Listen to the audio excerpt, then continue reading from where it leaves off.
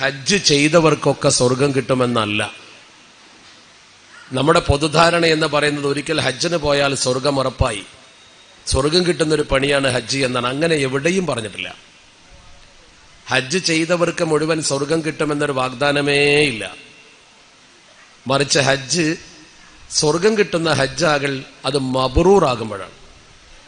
മബ്റൂറാകുമ്പോഴേ മഖ്ബൂലാകും, മഖ്ബൂലാകുമ്പോഴേ സ്വർഗം കിട്ടും.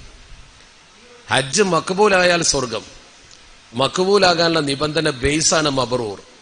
മബ്റൂർ ആകാൻ എന്ത് വേണം, അതാ ചിന്തിക്കേണ്ടത്. മബ്റൂർ എന്ന വാക്കിന്റെ പ്രായോഗിക തലത്തിൽ ചിന്തിക്കുമ്പോൾ അർത്ഥം കൽപ്പിക്കപ്പെട്ടത് ലൈസ ഫീഹി ഇസ്മുൻ വലാ ഖതീഅത്തുൻ. നമ്മൾ ചെയ്യുന്ന കർമ്മത്തിൽ തെറ്റുമില്ല, കുറ്റമല്ല. തെറ്റെന്ന് പറഞ്ഞാൽ കർമ്മങ്ങൾ തെറ്റരുത്, കുറ്റമെന്ന് പറഞ്ഞാൽ അതിനോട് യോജിക്കാത്ത വൃത്തികേട് ചെയ്യരുത്. ഇത് രണ്ടുമായാൽ ഹജ്ജ് മബ്റൂറാണ്.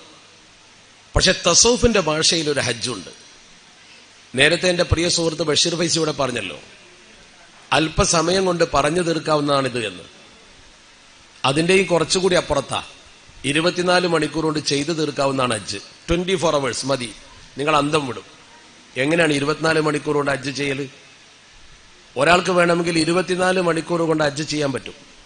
ഫിഖ്ഹിന്റെ ഭാഷയിൽ ആ ഹജ്ജ് 100% ശരിയാണ്. പക്ഷെ ആത്മീയതയുടെ ഭാഷയിൽ ആ ഹജ്ജ് പടിക്ക് പുറത്താണ്.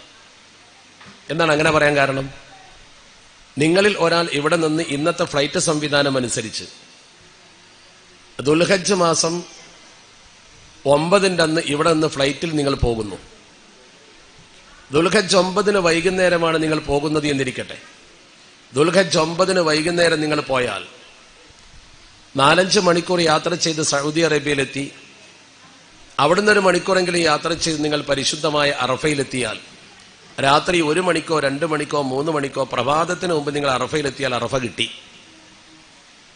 നിങ്ങൾ കാലിക്കറ്റ് ഓർ കൊച്ചി എയർപോർട്ടിൽ നിന്ന് ഇഹ്റാം ചെയ്ത് പോകുന്നു, രാത്രി 2 മണിക്ക് അറഫയിലെത്തുന്നു, അറഫ കിട്ടി. കാരണം ദുൽഹജ്ജ് 9 സൂര്യൻ അസ്തമിച്ചാലും അന്ന് രാത്രി അറഫ ഉണ്ട്. പുലരും വരെയാണ് അറഫയുടെ സമയം. മഗ്‌രിബോടെ അറഫയുടെ സമയം തീരുന്നില്ല. അറഫ കിട്ടിയാൽ ഹജ്ജ് കിട്ടി. അപ്പോൾ ഹജ്ജിന്റെ പ്രധാന നിബന്ധന നിങ്ങൾ ഇഹ്റാം ചെയ്തു, അറഫ കിട്ടി. ഇനി എന്താ വേണ്ടത്? പുലരുന്നതിന്റെ മുമ്പ് നിങ്ങൾ മുസ്ദലിഫയിലെത്തി, അവിടെ ദുആ ചെയ്ത് കല്ലും പെറുക്കി നിങ്ങൾ നേരെ മിനയിലെത്തി. നേരം പുലർന്നു, നിങ്ങൾ നേരെ ചെന്ന് 7 കല്ലെറിഞ്ഞു, നിങ്ങൾ മുടി മുറിച്ചു, നിങ്ങൾ കഅബത്തിൽ വന്ന് തവാഫ് ചെയ്തു. അപ്പോഴേക്കും പെരുന്നാളിന്റെ ഉച്ചയേ ആകുന്നുള്ളൂ. ഒരു 12-1 മണിയാകുമ്പോഴേക്കും ളുഹ്റാകുമ്പോഴേക്കും നിങ്ങളെ പണികളൊക്കെ തീർന്നു. ഇനി നിങ്ങൾക്ക് ചെയ്യാനുള്ളത് മിനയിൽ രാപ്പാർക്കണം, ബാക്കി കല്ലെറിയണം, വദാഇന്റെ തവാഫ് ചെയ്യണം. ഈ 3 കാര്യങ്ങളെ നിങ്ങൾക്ക് നിർവഹിക്കാനുള്ളൂ. എന്നാൽ നിങ്ങൾ എന്ത് ചെയ്തു? അതിനുവേണ്ടി 3 അറവ് നടത്താൻ ആളുകളെ ചുമതലപ്പെടുത്തി ജിദ്ദയിലേക്ക് പോകുന്ന ഫ്ലൈറ്റ് കയറി ഇവിടെ എത്തി. നിങ്ങൾ അന്ന് വൈകുന്നേരമാകുമ്പോഴേക്ക് ഇവിടെ എത്തി, 24 മണിക്കൂർ കൊണ്ട് ഇവിടെ എത്തി. നിങ്ങളെ ഹജ്ജ് ഫിഖ്ഹിന്റെ ഭാഷയിൽ വളരെ ക്ലിയറാണ്. കാരണം നിങ്ങൾ അറവ് നടത്താനുള്ള സൗകര്യമൊക്കെ ചെയ്തല്ലോ. പക്ഷെ ആത്മീയതയുടെ ഭാഷയിൽ ഈ ഹജ്ജിനെ ഒരിക്കലും നമുക്ക് സ്വീകരിച്ചുകൂടാ. അതുകൊണ്ടാണ് ഞാൻ പറയുന്ന വിഷയം നിങ്ങൾ നന്നായി ശ്രദ്ധിക്കണം. അള്ളാഹുവിന്റെ പരിശുദ്ധ ദീൻ നമ്മളെ പഠിപ്പിക്കുന്നു, ഹജ്ജ് എന്ന കർമ്മം മഖ്ബൂലും മബ്റൂറും ആകണമെങ്കിൽ, മഖ്ബൂലായാൽ മതി, മഖ്ബൂലാകണമെങ്കിലുള്ള ബേസാണ് മബ്റൂർ. മഹാന്മാരായ പണ്ഡിതന്മാർ ഇതു സംബന്ധമായി വിശദീകരിക്കുന്ന ഗ്രന്ഥങ്ങളിൽ രേഖപ്പെടുത്തി വെച്ചത് ഞാൻ പറയുന്നത് ശരിക്കും ശ്രദ്ധിക്കണം നിങ്ങൾ. ഈ പരിശുദ്ധമായ കർമ്മം ഇന്നമാ യകൂനു മബ്റൂറൻ, ഇത് മബ്റൂറാകണമെങ്കിൽ, ഹജ്ജിനെ കുറിച്ച് ഇങ്ങനെ പറഞ്ഞു വന്നത് കൊണ്ടാണ് ഹജ്ജ് എന്ന് പറയാതിരുന്നത്. ഹജ്ജാണെങ്കിലും ഉംറയാണെങ്കിലും അതിനെക്കുറിച്ച് ഇങ്ങനെ വിശദീകരിച്ച് വന്നിട്ട് പറഞ്ഞു, ഇത് മബ്റൂറാകൽ ബി ഇജ്തിമാഇ അംറൈനി ഫീഹി എന്നാണ്. 2 സുപ്രധാന ഘടകങ്ങൾ ഇതിൽ സമ്മേളിച്ചിരിക്കണം. 2 ഘടകങ്ങളും കൂടി സമ്മേളിക്കുമ്പോഴേ ഈ ഹജ്ജ് ഉംറ മഖ്ബൂലാകും, മബ്റൂറാകും. മബ്റൂറാകാൻ എന്താണ് 2 ഘടകങ്ങൾ? അഹദുഹുമ, അതിൽ ഒന്നാമത്തേത് അൽ ഇത്യാനു ഫീഹി ബി അഅ്മാലിൽ ബിർരി എന്നാണ് കിതാബുൽ ഇബാറത്ത്. എന്തെങ്കിലും നന്മ നിറഞ്ഞ പ്രവർത്തനങ്ങൾ നിങ്ങൾ നിർവഹിച്ചിരിക്കണം, നിങ്ങൾ നന്മ ചെയ്യാൻ തയ്യാറായിരിക്കണം. അതിന് ഉദാഹരണമായി അവിടെ തന്നെ കൊടുത്തത് 1 ഇത്ആമു ത്വആം, തീബുൽ കലാം, ഹുസ്നുൽ ഖുൽഖ്, ഇങ്ങനെ പരസഹായം, മറ്റുള്ളവർക്ക് ഉപകരിക്കുന്ന ചില ഗുണങ്ങൾ നമ്മളിൽ വേണം. നമുക്ക് ഉപകരിച്ചാൽ പോരാ. നമുക്ക് ഉപകരിച്ചാൽ മതി കഠിനാധ്വാനം, പണമുണ്ടാക്കൽ എന്നൊക്കെ പറയേണ്ടത്. എന്റെ സ്വഭാവം നന്നായാൽ ഉപകാരം എന്നെക്കാൾ നിങ്ങൾക്കാണ്. എന്റെ മക്കൾക്ക്, എന്റെ ഭാര്യയ്ക്ക്, എന്നെ ചുറ്റിപ്പറ്റി നിൽക്കുന്നവർക്കാണ് എന്റെ ഉപകാരം. ഞാൻ നല്ല സ്വഭാവിയായാൽ എന്നെക്കാൾ ഉപകാരം. അതുകൊണ്ട് മറ്റുള്ളവർക്ക് അത് ഗുണം കിട്ടുമെന്നത് കൊണ്ട് അള്ളാഹു എനിക്ക് പ്രതിഫലം തരും സ്വഭാവം നന്നായാൽ. എന്ന പോലെ തന്നെ എന്നെ സംബന്ധിച്ച് ഒരാൾക്ക് ഭക്ഷണം കൊടുത്താൽ അയാൾക്കത് ഉപകാരമാണ്, ഒരു വഴി കാണിച്ചു കൊടുത്താൽ ഉപകാരമാണ്. അപ്പൊ ഹജ്ജിന് പോകുന്ന ആളുകളുടെ മനസ്സ് ശരിക്കൊന്ന് ഇറങ്ങിയിട്ട് ഒരു സേവന മനസ്സുള്ളവരാകണം. നിങ്ങൾ ഒരു സേവന മനസ്സ്, നിങ്ങൾ സമൂഹത്തിലെ മാന്യന്മാരാണ്. അങ്ങനെ പറയാൻ കാരണം നിങ്ങൾക്ക് അത്യാവശ്യം പടച്ച റബ്ബ് സമ്പത്ത് തന്നു, ആരോഗ്യവും തന്നു, ഹജ്ജിന് പോകാനുള്ള ഒരു തൗഫീക്കും പടച്ച റബ്ബ് നിങ്ങൾക്ക് നൽകി. ഒരു ഖൈറായ അമല് ചെയ്യാൻ പടച്ചോ നിങ്ങൾക്ക് തൗഫീക്ക് ചെയ്തല്ലോ. അത് വലിയ കാര്യമല്ലേ? മിൻ അഅ്ലമി അലാമാത്തി തൗഫീഖി അൻ യജഅലല്ലാഹുൽ ഇൻസാന ദലീലൻ ലിൽ ഖൈർ എന്നുള്ള ഹദീസ്. ഖൈറായ ഒരു കാര്യത്തിലേക്ക് പടച്ച റബ്ബ് നിങ്ങളെ വഴി നടത്തിയത് ചില്ലറ തൗഫീക്കൊന്നല്ല, മനസ്സിലാക്കണം. ഇതില്ലാത്ത കുറെ ആൾക്കാർ പുറത്തിരിപ്പുണ്ട്, ഇന്നും കിട്ടാത്ത കുറെ ആൾക്കാരുണ്ട് ഇവിടെ. നിങ്ങൾക്ക് അള്ളാഹ് തന്ന ഈ തൗഫീക്ക് വലിയ സംഭവമാണ്, അത് ഭയങ്കര സംഗതിയാണ്.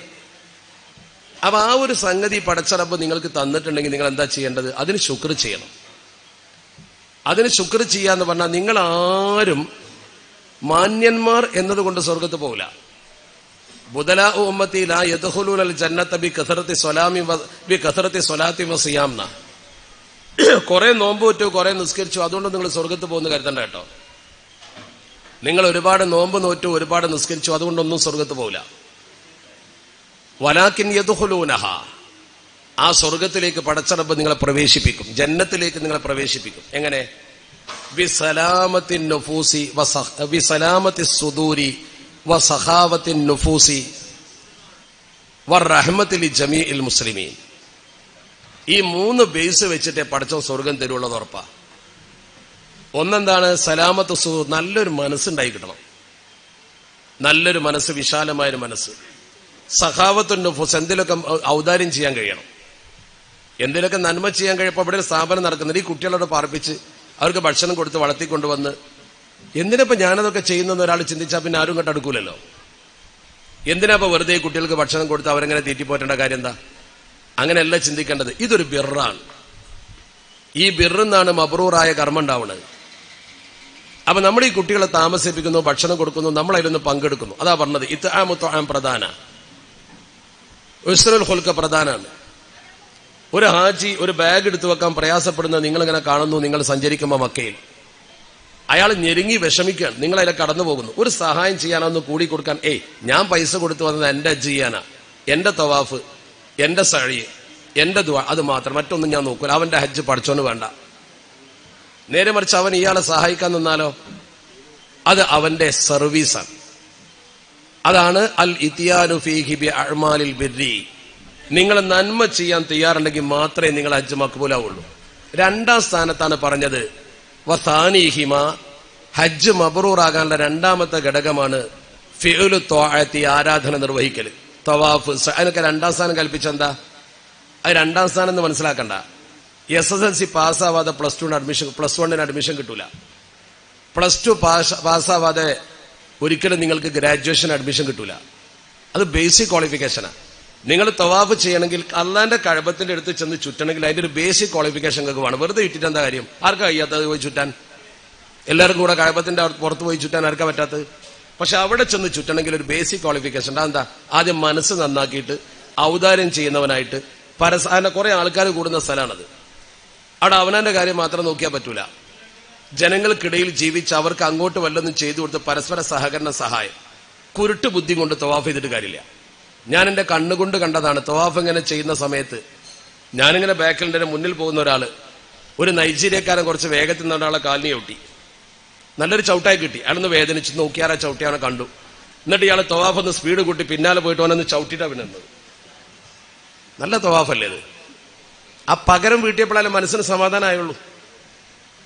അയാളെ മനസ്സിനപ്പോഴേ സമാധാനം വന്നുള്ളൂ. എന്തൊരു തവാഫാണത്? ഞാൻ പറഞ്ഞു വരുന്നത്, ബുദ്ധിമുട്ടുകൾ സഹിക്കാനും സഹായം അങ്ങോട്ട് ചെയ്യാനും നിങ്ങൾ തയ്യാറുണ്ടോ? നിങ്ങൾ ഹജ്ജ് മഖ്ബൂലാണ്. അപ്പൊ ഹജ്ജ് മഖ്ബൂലാകുന്നത് കേവലം അമലുകളെ ചുറ്റിപ്പറ്റിയല്ല. കാരണം ഇതിനേക്കാൾ വലിയ അമല് ഇവിടെ നിന്ന് ചെയ്യാൻ പറ്റും. വീട്ടിൽ നിന്ന് സുഖമായിട്ട് ഖുർആനോദാ, നല്ല നിലക്ക് നിസ്കരിക്കാം. അറഫയിലും മിനിലൊക്കെ പോയ നിസ്കാരമൊക്കെ ഒരു പ്രത്യേക രീതിയായിരിക്കും. നമ്മളെ വീട്ടിൽ നിസ്കരിക്കുന്നത് അത്ര കിട്ടാവൂല. എന്നാലും അതിനാണ് പുണ്യം. എന്താ കാരണം? നിങ്ങളെ കാട്ടിക്കൂട്ടലുകൾക്കല്ല പ്രധാനം. നിങ്ങളെ മനസ്സ് മറ്റുള്ളവരോട് ചേർന്ന് നിന്നുകൊണ്ട് വിഷമങ്ങൾ സഹിക്കാനും ബുദ്ധിമുട്ടില്ല എന്ന് മനസ്സ് പറയുമ്പോൾ, എന്ത് ബുദ്ധിമുട്ടും പടച്ചറബിന്റെ മാർഗത്തിൽ ക്ഷമിക്കാൻ നിങ്ങളെ മനസ്സ് തയ്യാറാവുമ്പോൾ അള്ളാഹു കബൂലിയത്തിന്റെ ഒരു കവാടം നിങ്ങളുടെ മുമ്പിൽ തുറക്കും. അള്ളാഹു നമ്മളെ കബൂൽ ചെയ്യട്ടെ. അതിനാദ്യം ബേസായി നിങ്ങൾ തീരുമാനിക്കേണ്ട സ്വഭാവമാണ്. മൊത്തം സ്വഭാവം നന്നാവണം. ഒരു ഹദീസ് ഉണ്ട്, മിഷ്കാത്തിൽ പോലും പറഞ്ഞ ഹദീസാ. റസൂലുള്ളാഹി മദീനത്ത് ക്ലാസ് ഇങ്ങനെ എടുത്തുകൊണ്ടിരിക്കുക, മനോഹരമായ ക്ലാസ് ഭംഗിയായിട്ട് ഇങ്ങനെ എടുക്കുക. അപ്പൊ ഒരാൾ ഫ്രണ്ടിന്ന് വന്നിട്ട് ചോദിച്ചു, ഒരു സ്വഹാബി മഹാൻ, അയ്യുൽ അമലി അഫ്ദലു യാ റസൂലല്ലാഹ്, നല്ലൊരു അമല് പറഞ്ഞു തരുമെന്ന് ചോദിച്ചു. റസൂലുള്ളാഹി ഒന്നും ആലോചിക്കാൻ പോലും നിൽക്കാതെ അയാളോട് പറഞ്ഞു, ഹുസ്നുൽ ഖുൽഖ് എന്ന് പറഞ്ഞു, സൽസ്വഭാവമാണ് നല്ല അമല് എന്ന് പറഞ്ഞു. ഈ സ്വഹാബി ഇങ്ങനെ കണക്കൂട്ടി നോക്കി. നിസ്കരിക്കാൻ പറഞ്ഞാൽ അതൊരു അമലാണ്, നോമ്പോക്കാൻ പറഞ്ഞാൽ അതും ഒരു അമലാണ്, സക്കാത്ത് കൊടുക്കാൻ പറഞ്ഞാലും സുന്നത്ത് നിസ്കരിക്കാൻ പറഞ്ഞാലും ഒക്കെ കൊള്ളാം. സൽസ്വഭാവം എന്തൊരു അമലപ്പത്? അതെന്തൊരു അമല? അത് അയാൾക്ക് അത്ര പിടുത്തം കിട്ടിയില്ല. ബഹുമാന്യനായ സ്വഹാബി അടങ്ങിയോടെ നിന്നു. അദബുകേട് കാണിക്കാൻ വയ്യല്ലോ. ക്ലാസ് ഇങ്ങനെ തുടരാണ്. സുൽത്താന സാധാരണ ഇന്ററാക്ഷനാണ്, അല്ല വലിയൊരു വിഷയം കണ്ട് അവതരിപ്പിക്കണമെന്നല്ല. കാര്യങ്ങൾ ഇങ്ങനെ പറയും. ചിലർ സംശയം ചോദിക്കും, അപ്പൊ ആ സംശയത്തിന് മറുപടി അറിയും. വേറൊരാൾ സംശയം ചോദിക്കും, അതിന് പറയും. ഇല്ലെങ്കിൽ വേറൊരു പുതിയ വിവരം പറഞ്ഞു കൊടുക്കും. ഇങ്ങനെ ഓരോന്ന് പറയല. അല്ലാതെ ഒരു സിലബസ് വെച്ചിട്ട് ഇങ്ങനെ ക്ലാസ് എടുക്കണമെന്നല്ല മദീന പള്ളിയിൽ. അങ്ങനെ ഇരിക്കെ അഷ്റഫുൽ ഖൽഖ് മുഹമ്മദ് മുസ്തഫ, ശരിക്കും ശ്രദ്ധിക്കണേ, പറയുന്നത് കറക്റ്റായിട്ട് നിങ്ങൾ തലയിൽ കയറുന്നുണ്ടെങ്കിൽ ഇത് പറഞ്ഞിട്ട് അച്ഛന്റെ കർമ്മം പഠിപ്പിക്കലല്ല പ്രധാനം. അതിനിവിടെ ഉസ്താദ് ഇഷ്ടം പോലെ ഉണ്ട്. ബഷീർ വൈസിന്റെ ദാരിമിന്റെ ഒക്കെ നിങ്ങളെ കൂടെ ഉണ്ടാവും. ആ കർമ്മത്തെക്കാൾ പ്രധാനം ഞാൻ ഈ പറയുന്ന വിഷയം തന്നെയാണ്. അങ്ങനെ ഈ മഹാനായ സ്വഹാബി കുറച്ച് സമയം കഴിഞ്ഞപ്പോൾ വലത്തെ ഭാഗത്തൂടെ വന്നു. നേരെ ഇനി ചോദിക്കാൻ വയ്യല്ലോ, മോശല്ലേ. തുമ്മ അതാ അൻ യമീനിഹി, വലത്തെ ഭാഗത്ത് വന്നിട്ട് വിളിച്ചു ചോദിച്ചു, അയ്യുൽ അമലി അഫ്ദലു യാ റസൂലല്ലാഹ്, ഏറ്റവും നല്ല അമൽ എന്താന്ന് ചോദിച്ചു. എനിക്ക് നല്ലൊരു അമല് പറഞ്ഞു തരണം. റസൂൽ ഇങ്ങനെ നോക്കി, ഹുസ്നുൽ ഖുൽഖ്, സൽസ്വഭാവം തന്നെയാണെന്ന് പറഞ്ഞു. അയാൾക്ക് അപ്പോഴും അതിൽ ദഹിക്കണില്ല, മതിയാവണില്ല. കാരണം ഒരു ചോദ്യം, ചില പത്രക്കാർ പത്രസമ്മേളനം നടത്തുമ്പോൾ ചില ചോദ്യത്തിന് ഉത്തരം കിട്ടണല്ലോ എന്ന മാതിരി ഇയാൾ ഉദ്ദേശിച്ച് കിട്ടണില്ല.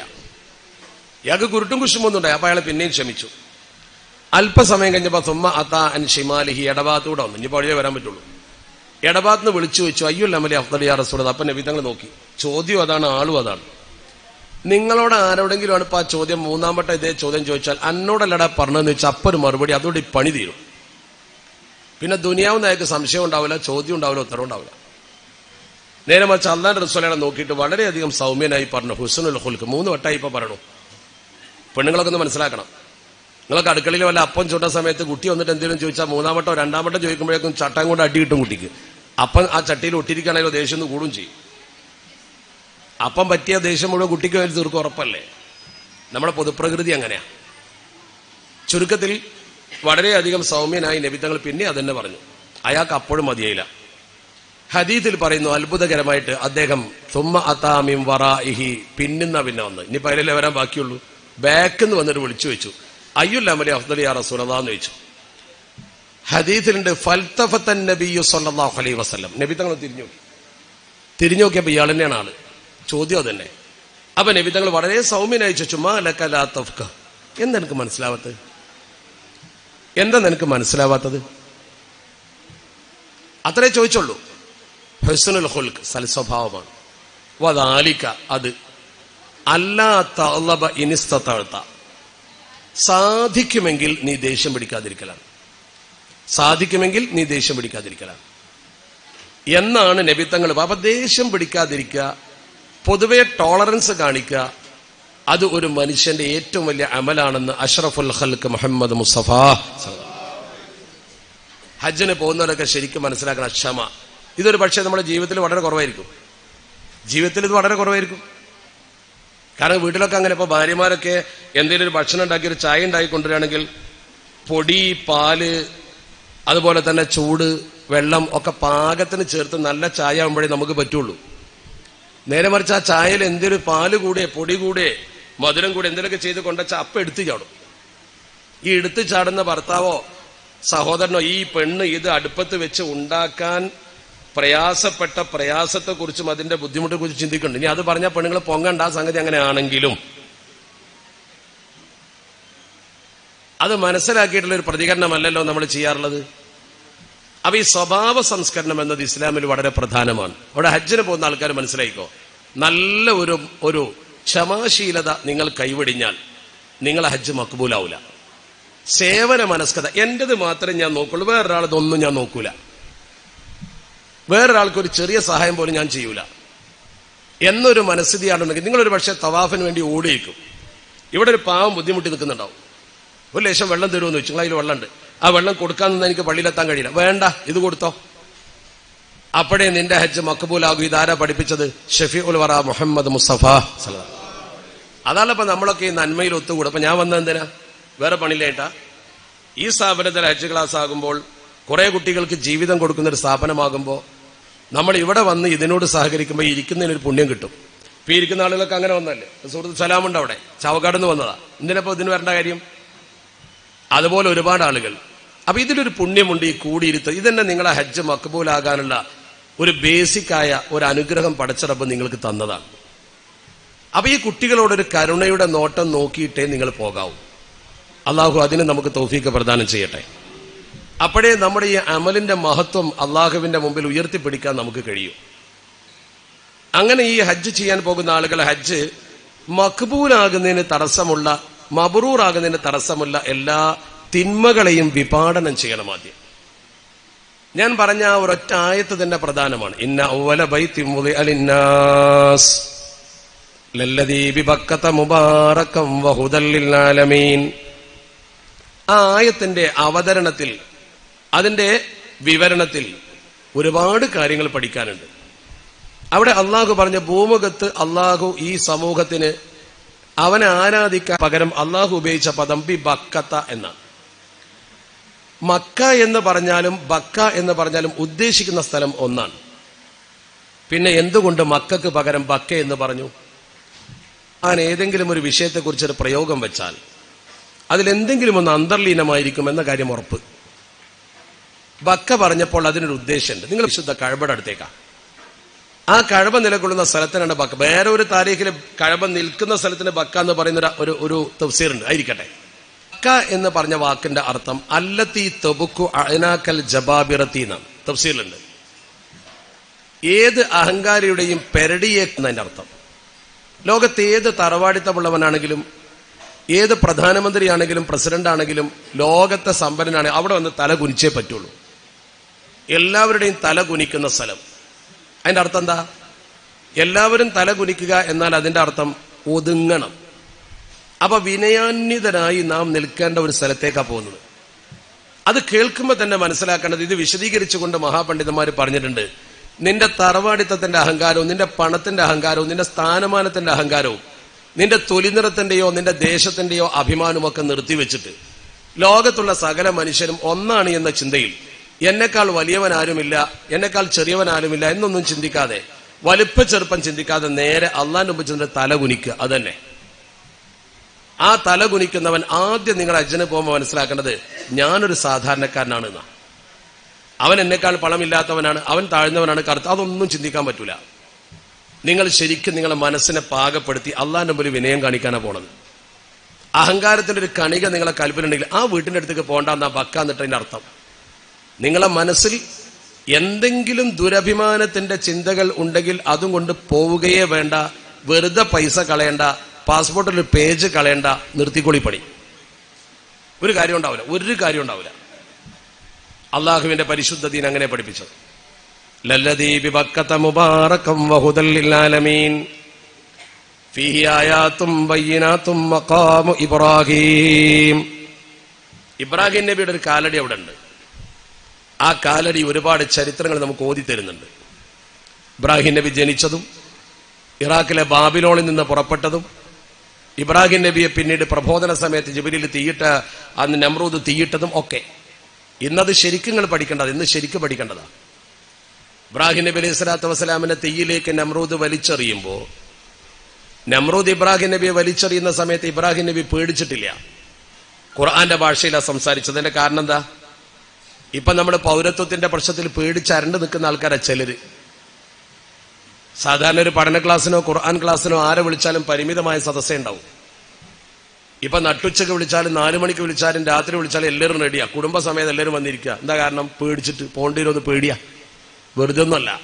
മര്യാദക്കൊരു പഠന ക്ലാസ്സിന് വിളിച്ചാൽ വരൂലല്ലോ, ഒരു ഇസ്വൈസിന്റെ ക്ലാസ്സിനോ സമത്വയുടെ ബോധനത്തിനോ വിളിച്ചാൽ വരൂല, വയലിന് വിളിച്ചാൽ പോലും നേരെ വരൂല.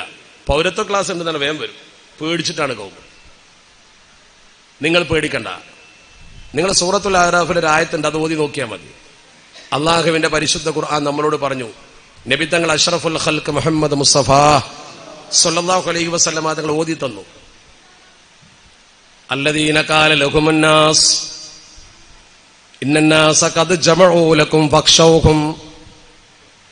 ആ ഒറ്റ ആയത്ത് നിങ്ങൾ കാണാതെ പഠിച്ചാൽ മതി. ഒറ്റ ആയത്ത് അള്ളാഹു പറയാം, അല്ലദീന ഖാല ലഹുമുന്നാസ്, ജനങ്ങൾ വന്നുകൊണ്ട് അവരോട് പറഞ്ഞു. മുസ്ലിങ്ങളോട് പറയാണ്. മുസ്ലിങ്ങൾ ഇങ്ങനെ കൂടി നിൽക്കുന്ന സമയത്ത് മുസ്ലിങ്ങളോട് വന്നിട്ട് പറയാണ്, ഇന്നന്നാസ ഖദ് ജമഉ ലക്കും, നിങ്ങളെ നശിപ്പിക്കാൻ വേണ്ടി കുറച്ച് ആൾക്കാർ കൂട്ടം കൂടി വരുന്നുണ്ട്, നിങ്ങളെ നശിപ്പിക്കാൻ കുറച്ച് ആളുകൾ ഒന്നായിട്ട് ഗ്രൂപ്പായിട്ട് വരുന്നുണ്ട്. ഫഖ്ശൗഹും, പേടിച്ചോളൂ. നിങ്ങൾ അവരെ പേടിക്കണം, അവർ അപകടം ഉണ്ടാക്കും, ചിലപ്പോൾ നിങ്ങളെ കൊല്ലും, ചിലപ്പോൾ നിങ്ങളെ പുറത്താക്കും. അവിടെ മര്യാദയ്ക്ക് ഫഖ്ശൗഹും, അവരെ ഭയപ്പെടണം. ഇത് ഒരു കൂട്ടർ വന്നിട്ട് മുസ്ലിങ്ങളോട് പറയാണ്. അവർ നല്ല നിലക്കാ പറയണത്, നിങ്ങളെ കൊല്ലാനൊരു ടീം വരുന്നുണ്ട്, അല്ലെങ്കിൽ പുറത്താക്കാനൊരു ടീം വരുന്നുണ്ട്, പേടിച്ചോളൂ, ശ്രദ്ധിച്ചോളൂ, കരുതിയിരുന്നോളൂ. അതാ പറയാൻ. ആ സമയത്ത് ആ ജനങ്ങൾക്ക് സംഭവിച്ചത് എന്താണ്? ആ ഖുർആന്റെ ആയത്ത് ഫഖ്ശൗഹും എന്ന് പറഞ്ഞിട്ട് പിന്നെ പറഞ്ഞ വാക്കെന്താ? ഫസാദഹും ഈമാനാ. ഇതാണ് കേട്ടവർക്ക് ഈമാൻ വർദ്ധിച്ചു. ഈമാൻ വർദ്ധിച്ചു. മരിക്കണമെങ്കിൽ മരിക്കാൻ ഞങ്ങൾ തയ്യാറാ, സമരം ചെയ്യണമെങ്കിൽ സമരം ചെയ്യാൻ ഞങ്ങൾ തയ്യാറാ, പേടിച്ചു നിൽക്കൂല, പേടിച്ചു നിൽക്കൂല. വഖാലു, ആ ജനസമൂഹം പറഞ്ഞു, ഹസ്ബുനല്ലാഹു വനിഅമൽ വകീൽ, ഞങ്ങൾക്ക് ഞങ്ങളെ അല്ലാഹ് മതി, ഞങ്ങൾക്ക് ഞങ്ങളുടെ തമ്പുരാൻ മതി, അതിലപ്പുറമൊന്നും ഞങ്ങൾക്ക് വേണ്ട. ഈ വാചകം ഉച്ചരിച്ചുകൊണ്ട് ആ ശത്രുവിനെ നേരിടാൻ അവർ സർവസജ്ജരായി. അള്ളാഹു അവർക്ക് വിജയം കൊടുത്ത കഥയാണ് പരിശുദ്ധ ഖുർആൻ പറയുന്നത്. ഒറ്റ ആയത്ത് പോലെ. ആരെയും നിങ്ങൾ പേടിക്കണ്ട, ഒരുത്തനെയും നിങ്ങൾ പേടിക്കണ്ട. ഈ പരിശുദ്ധമായ വാക്യം എടുത്തുകൊണ്ടാണ് ഇബ്രാഹിം നബി തങ്ങൾ നമ്രൂദ് തീയിലേക്ക് വലിച്ചെറിഞ്ഞപ്പോ പറഞ്ഞത്, ഹസ്ബുനല്ലാഹു വനിഅമൽ വകീൽ ഖാലഹാ ഇബ്രാഹിമു ഹീന ഉൽഖിയ ഫിന്നാർ. നരകത്തിലേക്ക് ഇബ്രാഹിം നബി തങ്ങളെ വലിച്ചെറിഞ്ഞ പദവായ നമ്രൂദിന്റെ നരകം, തീയിലേക്ക് ഇബ്രാഹിം നബിയെ വലിച്ചെറിഞ്ഞപ്പോ ഇബ്രാഹിം നബി വിളിച്ചു പറഞ്ഞു, പടച്ചവനെ, എനിക്ക് നീ മതി, എനിക്ക് നീ മതി, നിന്നെയാണ് ഞാൻ ആരാധിക്കുന്നത്, നമ്രൂദിനെ പേടിയില്ല. ഇബ്രാഹിം നബിയെ വായുവിൽ എറിഞ്ഞിട്ടാണ് വീഴ്ത്തുകയാണ്, തെറ്റുവില്ലുകൊണ്ട്. ഇബ്രാഹിം നബി വായുവിൽ ഇങ്ങനെ പൊങ്ങിയിട്ടാണ് നേരെ കൊണ്ടിടാൻ പറ്റില്ല, കാരണം അവിടെ തീ കത്തിയിട്ട് പക്ഷികൾ വരെ പറന്നാൽ കരിഞ്ഞു വീഴുന്ന തീയ. ഇബ്രാഹിം നബി പറഞ്ഞു, ഹസ്ബുനല്ലാഹു വനിഅമൽ വകീൽ. അത് അള്ളാഹു കേട്ടു.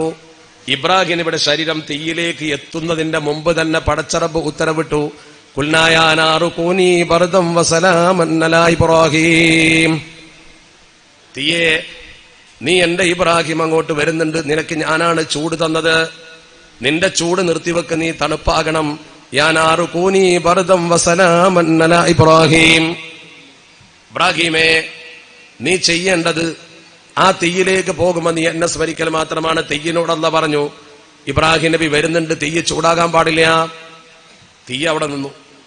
നിങ്ങൾ ആരെങ്കിലും എപ്പോഴെങ്കിലും അടുക്കളയിൽ നിന്ന് തീപ്പൊള്ളിയാൽ ഈ ആയത്തോതി ഊതിയാ തീപ്പൊള്ളൽ ബാധിക്കൂലെന്നാ ദീൻ പഠിപ്പിച്ചതാ. ഈ ആയത്തോതിയിട്ട് അള്ളാഹുവിൽ വിശ്വാസം വെച്ചുകൊണ്ട് നിങ്ങളിവിടെ ഊതിയാൽ ആ പൊള്ളിയ സ്ഥലത്ത് ബാധിക്കൂല, ദീൻ പഠിപ്പിച്ചതാ. അള്ളാഹു നമ്മളെ അപകടത്തിൽ നിന്ന് കാത്തുരക്ഷിക്കട്ടെ. അപ്പൊ ഞാൻ പറഞ്ഞ ഭാഗത്തേക്ക് തിരിച്ചു വരികയാണ്.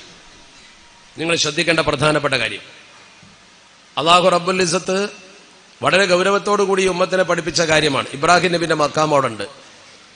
അതുമായി ബന്ധപ്പെട്ട ഒരുപാട് ചരിത്രങ്ങൾ നിങ്ങൾക്ക് പഠിക്കാനുണ്ട്. അത് ഇൻഷാ അല്ലാഹ് വഴിയെ പഠിച്ചുകൊള്ളും ഹജ്ജിന്റെ ഓരോ കർമ്മങ്ങൾ പറയുമ്പോൾ. ഫീഹി ആയാതും ബയ്യിനാതും മഖാമു ഇബ്രാഹിം വമൻ ദഖലഹു കാന അമിന വമൻ ദഖലഹു കാന അമിന. വമൻ ദഖലഹു, ആരെങ്കിലും ആ പരിശുദ്ധ കഅബത്തിന്റെ സമീപത്തേക്ക് ചെന്നാൽ, വിശുദ്ധ ഹറമിലേക്ക് ഒരാൾ ചെന്നാൽ, പ്രവേശിച്ചാൽ, കാന ആമിന, അവൻ സുരക്ഷിതനാകുന്നു. രണ്ട് തരത്തിൽ വ്യാഖ്യാനമുണ്ട് അതിന്. ഒരു വ്യാഖ്യാനം കഅബത്തിന്റെ സമീപത്തെ ഹറമാണ്, ഹറമിന്റെ ഉള്ളിൽ ഒരാളെയും ദ്രോഹിക്കാൻ പാടില്ല, ഒരാളെയും എതിർക്കാൻ പാടില്ല, കുഴപ്പമുണ്ടാക്കാൻ പാടില്ല, രക്തം ചൊരിയാൻ പാടില്ല. അവിടെ നിങ്ങൾ അവിടെ ചെന്ന് ആരെയും കൊല്ലൂല, ഒരു ഭരണകൂടവും അത് അനുവദിക്കൂല. വധശിക്ഷ വരെ ഹറമിന്റെ ഉള്ളിൽ നടപ്പാക്കൂല, എന്നൊക്കെ പുറത്താ പോവാ.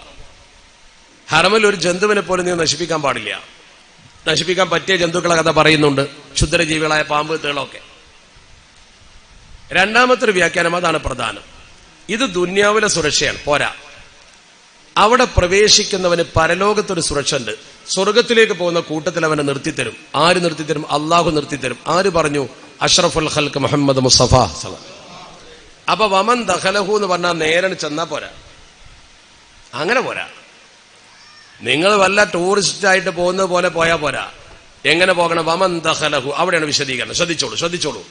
വമൻ ദഖലഹു, ആ ആയത്തിനെ വ്യാഖ്യാനിച്ചുകൊണ്ട് പണ്ഡിതന്മാർ പറയുന്നു, വമൻ ദഖലഹു മുരീദൻ ലിന്നുസുകി ആരിഫൻ ലിഹഖിഹി മുഅല്ലിമൻ ലിഹുർമതിഹി മുതഖർരിബൻ ഇലല്ലാഹ്. നിബന്ധനകളാണ്. അങ്ങനെ ചെല്ലാൻ പറ്റുമോ? അത് ചോദ്യം. എങ്ങനെ? വമൻ ദഖലഹു കാന ആമിന, കടന്നാൽ ആമിന എന്നർത്ഥം വെക്കണ്ട. അവിടെ ചെന്നാൽ സുരക്ഷിതനാണെന്ന് അർത്ഥം വെക്കണ്ട. അവിടെ ചെല്ലുകയാണെങ്കിൽ വമൻ ദഖലഹു മുരീദൻ ലിന്നുസുകി, അള്ളാഹുവിന്റെ കഅബത്തുങ്കൽ ചെന്നുകൊണ്ട് ഹജ്ജോ ഉംറയോ ആകുന്ന നുസുക്ക് ചെയ്യാൻ ഉദ്ദേശിച്ചു കൊണ്ടാണ് വരേണ്ടത്. എന്റെ നിയ്യത്ത് കഅബ കാണലല്ല, ക്ലോക്ക് ടവർ കാണലല്ല, മകൻ അവിടെയുണ്ട് അവനെ കാണലല്ല. എന്റെ ലക്ഷ്യം എല്ലാവരും ഹജ്ജ് ചെയ്തു എന്നതുകൊണ്ട് ഇനിയൊരു ഹാജിയോ ഹജ്ജുമ്മയോ ആകാതെ ജീവിച്ചാൽ കുറച്ചിലാണ്, അത് മാറ്റലല്ല. എന്റെ ലക്ഷ്യം മുരീദൻ ലിന്നുസുക്ക്, ഇസ്ലാം എനിക്ക് നിർബന്ധമാക്കി എന്റെ 5-1 4 ഞാൻ ചെയ്തു. 5ാമത്തെ കർമ്മമാണ് ഇത് ചെയ്യാനാ പോകുന്ന. 2 മുഅല്ലിമൻ ലിഹുർമതിഹി, ചെന്ന് നിൽക്കുന്ന സ്ഥലത്തിന്റെ മഹത്വം ശരിക്കും കൊണ്ടുപോകണം. ഞാൻ പോകുന്ന സ്ഥലം ദുനിയാവിലെ ഏറ്റവും പുണ്യപ്പെട്ട സ്ഥലമാണെന്ന ബോധം പോകുമ്പോഴും പോയിട്ടും പോരുന്നത് വരെയും ഉണ്ടാകണം. മുഅല്ലിമൻ ലിഹുർമതിഹി ആരിഫൻ ലിഹഖിഹി, അവിടെ ചെയ്തു തീർക്കേണ്ട ബാധ്യതകളെ കുറിച്ച് തവാഫാവട്ടെ, സഅയാകട്ടെ, മസ്ജിദുൽ ഹറാമിന്റെ നടപടിക്രമങ്ങളാകട്ടെ, അത് ശരിക്കവന് ബോധം വേണം. പഠിച്ചിട്ട് പോകണം, അന്തം വിട്ടു പോയിട്ട് കാര്യമില്ല. മുതഖർരിബൻ ഇലല്ലാഹ്, അള്ളാഹുവിലേക്ക് അടുക്കലാകണം അവന്റെ പോക്കിന്റെ ലക്ഷ്യം. ഈ ലക്ഷ്യങ്ങൾ ഈ പറഞ്ഞ നിബന്ധനകൾക്ക് വിധേയമാണെങ്കിൽ കാന ആമിനൻ യൗമൽ ഖിയാമ, പരലോകത്ത് സ്വർഗത്തിലേക്ക് പോകുന്നവന്റെ കൂട്ടത്തിൽ അവൻ ഉണ്ടാകുമെന്ന് അള്ളാഹുവിന്റെ പരിശുദ്ധ ദീൻ പഠിപ്പിക്കുന്നു. അങ്ങനത്തെവരെയാണ് സ്വർഗത്തിലേക്ക് കൊണ്ടുപോവുക. അവനാണ് മബ്റൂറായ ഹജ്ജ് കിട്ടുക. അഷ്റഫുൽ ഖൽഖ് മുഹമ്മദ് മുസ്തഫ സല്ലല്ലാഹു. അപ്പൊ വെറുതെ അങ്ങോട്ട് പോയാല് കിട്ടൂല. ഞാൻ പറഞ്ഞ ഈ നിബന്ധനകൾ പാലിച്ചുകൊണ്ട് പോകുമ്പോൾ നിങ്ങൾക്ക് കിട്ടും. അള്ളാഹു അങ്ങനത്തെ ഒരു ഹജ്ജ് ചെയ്യാൻ നമുക്കൊക്കെ തൗഫീഖ് പ്രദാനം ചെയ്യട്ടെ. പിന്നെയും പറയുന്നുണ്ട്, പിന്നെയും ആയത്ത് പറയുകയാണ്, വമൻ ദഖലഹു കാന ആമിന വലില്ലാഹി അലന്നാസി ഹിജ്ജുൽ ബൈത്ത് മൻ ഇസ്തതാഅ ഇലൈഹി സബീലാ. ഈ ഒറ്റ ആയത്തുകൊണ്ട് വേണമെങ്കിൽ വൈകുന്നേരം വരെ പറയാൻ പറ്റും. വൈകുന്നേരം വരെ പറയാൻ എത്ര ഉണ്ടാവും വിശാലമായിട്ട്. ഞാൻ പ്രസംഗിക്കാൻ അവിടെ ബാക്കി വെക്കി ഇരിപ്പുണ്ട്, ഞാൻ കുറച്ച് പറഞ്ഞു പോകും ഇൻഷാ അല്ലാഹ്. നിങ്ങൾ ഈ പറയുന്നത് ശരിക്കും ശ്രദ്ധിക്കണം. വമൻ ദഖലഹു കാന ആമിന വലില്ലാഹി അലന്നാസി ഹിജ്ജുൽ ബൈത്ത് മൻ ഇസ്തതാഅ ഇലൈഹി സബീലാ. ഒരു മനുഷ്യൻ ജീവിതത്തിൽ ഒരിക്കൽ ഹജ്ജ് ചെയ്യൽ അല്ലാഹു നിർബന്ധമാക്കിയിട്ടുണ്ട്. മൻ ഇസ്തതാഅ ഇലൈഹി സബീല, അവൻ അതിന് കഴിവുണ്ടെങ്കിൽ. സബീലിന് പണ്ടൊക്കെ ചെറുപ്പത്തിൽ നമ്മുടെ അർത്ഥം വെച്ചത് മുതലാലും തടിയാലും വഴിയാലും എന്നാ. അതൊക്കെ ഈ പെട്ടു. നമ്മളാകുന്ന മുഴുവൻ ആളുകൾക്കും ഇസ്ലാം ഹജ്ജ് നിർബന്ധമാക്കി. 5 കണ്ടീഷനാണ്. ഇസ്ലാം അഖല്, ഹുർരിയത്ത്, ഇസ്തിത്താഅത്ത്, ബുലൂഗ്. ഇസ്ലാം അഖല്, ബുലൂഗ്, ഹുർരിയത്ത്, ഇസ്തിത്താഅത്ത്, ഈ 5 ഘടകങ്ങളുണ്ടെങ്കിൽ ഹജ്ജ് നിർബന്ധമാണ്. അതിലിപ്പോ ഒന്നും വിശദീകരിക്കേണ്ട ആവശ്യമില്ല. ഇസ്ലാം മുസ്ലിങ്ങൾക്കാണ് ഹജ്ജ്. അതുപോലെ തന്നെ അഖില് നല്ല ബുദ്ധി വേണം, ബുലൂഗ് പ്രായപൂർത്തി വേണം, ഹുർരിയത്ത് സ്വതന്ത്രനാവണം, അടിമയുടെ ഹജ്ജ് വേറെയാണ്. ഈ 4 ഇപ്പൊ പറയേണ്ട ആവശ്യമില്ല. 5ാമത്തേതാണ് പറയുന്നത് ഇസ്തിത്താഅത്ത്. ഇസ്തിത്താഅത്തിന്റെ കഴിവാണ്. കഴിവിന്റെ മാനദണ്ഡവും ഇതുപോലെ തന്നെയാണ്. കഴിവിന്റെ മാനദണ്ഡം എന്ന് പറയുന്നത്, കഴിവ് എന്ന് പറഞ്ഞാൽ ശരിക്ക് ആ മനുഷ്യൻ അവിടെ ചെന്ന് ഹജ്ജ് ചെയ്ത് വരാനുള്ള കഴിവ് വേണം. അതിലെന്തൊക്കെ വേണം? അവൻ ആവശ്യമുള്ളതൊക്കെ വേണം. സിഹത്തുൽ ബദൻ വേണം, അമ്നു ത്വരീക്ക് വേണം, ഇംകാനു സൈർ വേണം, ഇതൊക്കെ വേണം. സാദും റാഹിലത്തും വേണം. 5 തന്നെയാണ്. സാദ്, റാഹിലത്ത്, സിഹത്തുൽ ബദൻ, ഇംകാനു സൈർ, അതുപോലെ തന്നെ അമ്നു ത്വരീക്ക്. ഈ 5 ഘടകം എന്ന് പറഞ്ഞാൽ എന്തൊക്കെയാണത്? സാദ്, റാഹിലത്താണ് ഭക്ഷണവും അതിന്റെ വാഹനവും. സിഹത്തുൽ ബദൻ ആരോഗ്യം. ഇംകാനു സൈർ പോകാനുള്ള കൽപ്പനയൊക്കെ വേണല്ലോ. വിസ അടിച്ചിട്ടാതെ പോകാൻ പറ്റില്ല, അന്യനാട്ടിലല്ലേ. അതുപോലെ തന്നെ അമ്നു ത്വരീക്ക് വേണം, സുരക്ഷിതത്വം. ഇപ്പൊ നമുക്ക് ചൈനയ്ക്ക് പോകാൻ പറ്റൂല, അമ്നു ത്വരീക്കില്ല. അവിടെ രോഗമാണ്, കടക്കാൻ പറ്റൂല. അവിടെ നിങ്ങോട്ടും ആൾക്ക് വരാൻ പറ്റൂല. എന്ന പോലെ സൗദി അറേബ്യയിൽ ഒരു സാംക്രമിക രോഗം പിടിപെട്ടാൽ നമുക്ക് പോകാൻ പറ്റൂല. അപ്പൊ അമ്നു ത്വരീക്ക് വേണം, അതായത് വഴി സുരക്ഷിതത്വം. യുദ്ധം പൊട്ടി പോകാൻ പറ്റൂലല്ലോ എന്ന പോലെ. അപ്പൊ ഈ കാര്യങ്ങളൊക്കെ ഉണ്ടെങ്കിൽ ഒരാൾ ഹജ്ജ് ചെയ്യണം. അതിനെന്തേ സാമ്പത്തിക ബാധ്യത? അതിനൊരു വീടും ആ വീട്ടിൽ നമ്മൾ ചെലവ് കൊടുക്കേണ്ട ആളുകൾക്ക് പോയി വരുന്നവരെ ചെലവ് കൊടുക്കാനുള്ള വക ഉണ്ടായാൽ മതി. കടമുണ്ടെങ്കിൽ വീട്ടാനുള്ള മാർഗവും. ഇത്ര ആവശ്യമുള്ളൂ, വേറൊന്നും ആവശ്യമില്ല. വലിയ ബാങ്ക് ബാലൻസ് ഒന്നും വേണമെന്നില്ല. അള്ളാഹു നമ്മളോട് പറഞ്ഞെന്താ? യബ്ന ആദമ, ആദമിന്റെ മകനെ, ലാ തത്തുൽബ് റിസ്ക ഓദിൻ, നാളത്തെ ഭക്ഷണം എന്നോട് ചോദിക്കണ്ട. കുന്നുകൂട്ടി വെച്ചിട്ട് തിന്നാനൊന്നും പറ്റൂല. കമാലം അത്തുലുബ് അമല ഓദിൻ, നാളത്തെ അമല് ഞാൻ എന്നോട് ചോദിച്ചിട്ടില്ലല്ലോ. ഈ നാളെ സുബൈ നിസ്കരിക്കണം ഞാൻ പറഞ്ഞിട്ടില്ല. ഹയാത്തുണ്ടെങ്കിൽ ചെയ്താൽ മതി. ഇന്ന് നിസ്കരിക്കണം സുബൈ, അത്രേ പറഞ്ഞിട്ടുള്ളൂ. അന്ന് സുബൈന്റെ സമയം കഴിഞ്ഞിട്ടുണ്ട്. ഇന്ന് നിസ്കരിച്ചില്ലേ എന്നെ പിടികൂടും. നാളത്തെ സുബൈ നിസ്കരിച്ചില്ലേ നിങ്ങളെ പിടിക്കൊന്നുമില്ല. നിങ്ങളെ ഹയാത്തിലുണ്ടേലേ പിടിക്കുള്ളൂ. അവിടെ നാളത്തെ ഭക്ഷണം ചോദിക്കണ്ട, ഇന്നത്തെ കാര്യം പറഞ്ഞാൽ മതി. അവ കൊന്നുകൂട്ടിയിട്ട് തിന്നണമെന്ന് കരുതണ്ട. പക്ഷെ നമ്മൾ വീട്ടിന്റെ നായകനാകുമ്പോൾ ഒരു സൂക്ഷ്മത വേണമെന്ന്. നമ്മൾ പോയി വരുന്നവരെ, വീട്ടിലെ അമ്മ വാപ്പ കുട്ടികൾ പട്ടിണി കിടക്കരുത്. പോയി വരുന്നവരെ അവരൊക്കെ ചെലവിന് അവർക്ക് വേണം. കടമുണ്ടെങ്കിൽ വീട്ടാനുള്ള മാർഗവും വേണം. ഇതുണ്ടെങ്കിൽ നിങ്ങൾക്ക് യാത്രാ ചെലവിന് പൈസ ഉണ്ടോ? പോകാം എന്നല്ല, പോകണം. അതാണ് അടുത്തായത്. വമൻ കഫറ ഫഇന്നല്ലാഹ ഗനിയ്യുൻ അനിൽ ആലമീൻ. വമൻ കഫറ, ആരെങ്കിലും നിഷേധിച്ചാൽ എന്ന് പറഞ്ഞാൽ എന്താ അർത്ഥം? ആരെങ്കിലും നിഷേധിച്ചാൽ ഹജ്ജ് നിഷേധിക്കല്ല. ഹജ്ജ് നിഷേധിച്ചവനോ കാഫറ. ഫഇന്നല്ലാഹ ഗനിയ്യുൻ അനിൽ ആലമീൻ, അള്ളാഹു ഈ ഭൂമുഖത്തെ മനുഷ്യരിൽ നിന്നും ഒന്നും പ്രതീക്ഷിക്കുന്നില്ല. അള്ളാഹു നമ്മളെ വേണ്ട. അവിടെ വമൻ കഫറ എന്ന് എന്തുകൊണ്ടാ പറഞ്ഞത്? ഹദീസിലുണ്ട് അതിന്റെ വ്യാഖ്യാനം. വലഅ മൻ കഫറ മൗളിഅ മൻ ലം യഹുജ്ജ. മല്ലം യഹുജ്ജ എന്ന് പറയേണ്ട സ്ഥാനത്ത്, ഹജ്ജ് ചെയ്തില്ലെങ്കിൽ എന്ന് പറയേണ്ട സ്ഥാനത്ത് കഫറ എന്നാ പറഞ്ഞാൽ എന്താ? നിഷേധിച്ചാൽ എന്നാ പറഞ്ഞത്. ഹജ്ജിന്റെ കാര്യം പറഞ്ഞു വന്നിട്ട് ഒരാൾ ഹജ്ജ് ചെയ്തില്ലെങ്കിൽ എന്നല്ല, വമൻ കഫറ നിഷേധിച്ചാൽ എന്താ അങ്ങനെ പറയാൻ കാരണം? ഒരാള് ഹജ്ജിനുള്ള എല്ലാ സൗകര്യവും പടച്ചറബ് കൊടുത്തു, പക്ഷെ അവൻ ഹജ്ജിന് തുനിഞ്ഞില്ല. ഫഖദ് ഖാറബൽ കുഫർ, അവൻ കാഫിർ ആകാൻ അടുത്തുകൊണ്ടിരിക്കുന്നു. അഷ്റഫുൽ ഖൽഖ് മുഹമ്മദ് മുസ്തഫ സല്ലല്ലാഹു അലൈഹി. ഏയ് ഗൗരവം നോക്കണം. മൻ മലക സാദൻ വറാഹിലതൻ യുബല്ലിഹു ഇലാ ബൈത്തില്ലാഹിൽ ഹറാം. അള്ളാഹുവിന്റെ പരിശുദ്ധ കഅബയുടെ സമീപത്തേക്ക് എത്താൻ മാത്രം ഒരാൾക്ക് പടച്ചറബ് ഭക്ഷണവും ആരോഗ്യവും കൊടുത്തു. വലം യഹുജ്ജ, അയാൾ ഹജ്ജ് ചെയ്യാൻ പോയില്ല. ഫലാ അലൈഹി അൻ യമൂത യഹൂദിയൻ വലാ നസ്റാനിയ, അവൻ യഹൂദിയായോ നസ്റാനിയായോ ജൂതനായോ ക്രിസ്ത്യാനിയായോ മരിക്കുന്നതിന് യാതൊരു തടസ്സവും ഞാൻ കാണുന്നില്ല എന്ന് പറഞ്ഞാൽ ഈമാൻ തെറ്റി അവൻ മരിച്ചു പോയേക്കാം. അന്ത്യപ്രവാചകരായ ശഫീഉന റസൂലുള്ളാഹി സ്വല്ലല്ലാഹു അലൈഹി വസല്ലം ഈമാൻ ഉണ്ടാവില്ല മരിക്കുമ്പോ. എന്തേ കാരണം? ഇസ്ലാം 4 ഉള്ളൂ, 5ാമത്തെ ഇല്ല. അതിന് ആരോഗ്യം പൈസയും പഠിച്ചറപ്പ് തന്നീന്ന് നിങ്ങൾ പോയിട്ടില്ല. ഇനി ആരോഗ്യം ഉണ്ടെങ്കിൽ തന്നെ പൈസ ഉണ്ടെങ്കിൽ പോകണം, ആരോഗ്യം ഇല്ല എന്നാലും പോകണം. എങ്ങനെ? ഒരാളെ പറഞ്ഞേക്കണം പൈസ കൊടുത്തിട്ട്? ആരോഗ്യമുണ്ടായിട്ട് പൈസ ഇല്ലെങ്കിൽ കുഴപ്പമില്ല, പൈസ ഉണ്ടായിട്ട് ആരോഗ്യം ഇല്ലെങ്കിലും പ്രശ്നമാണ്. ആരോഗ്യമില്ലെങ്കിൽ ഒരാളെ കയ്യിൽ പൈസ കൊടുത്ത് ഒരിക്കൽ ഹജ്ജ് ചെയ്ത ആളെ കൊണ്ട് നിങ്ങൾക്ക് വേറൊരു ഹജ്ജ് ചെയ്യിക്കണം. അള്ളാഹു നമുക്ക് തൗഫീഖ് പ്രദാനം ചെയ്യട്ടെ. ഇവിടെ ഇപ്പം നിങ്ങൾക്ക് നിങ്ങൾ തന്നെ പോകാനെല്ലാം റെഡിയാണ്. നിങ്ങൾക്ക് തന്നെ അള്ളാഹു എല്ലാ സൗകര്യവും തന്നിട്ടുണ്ട്.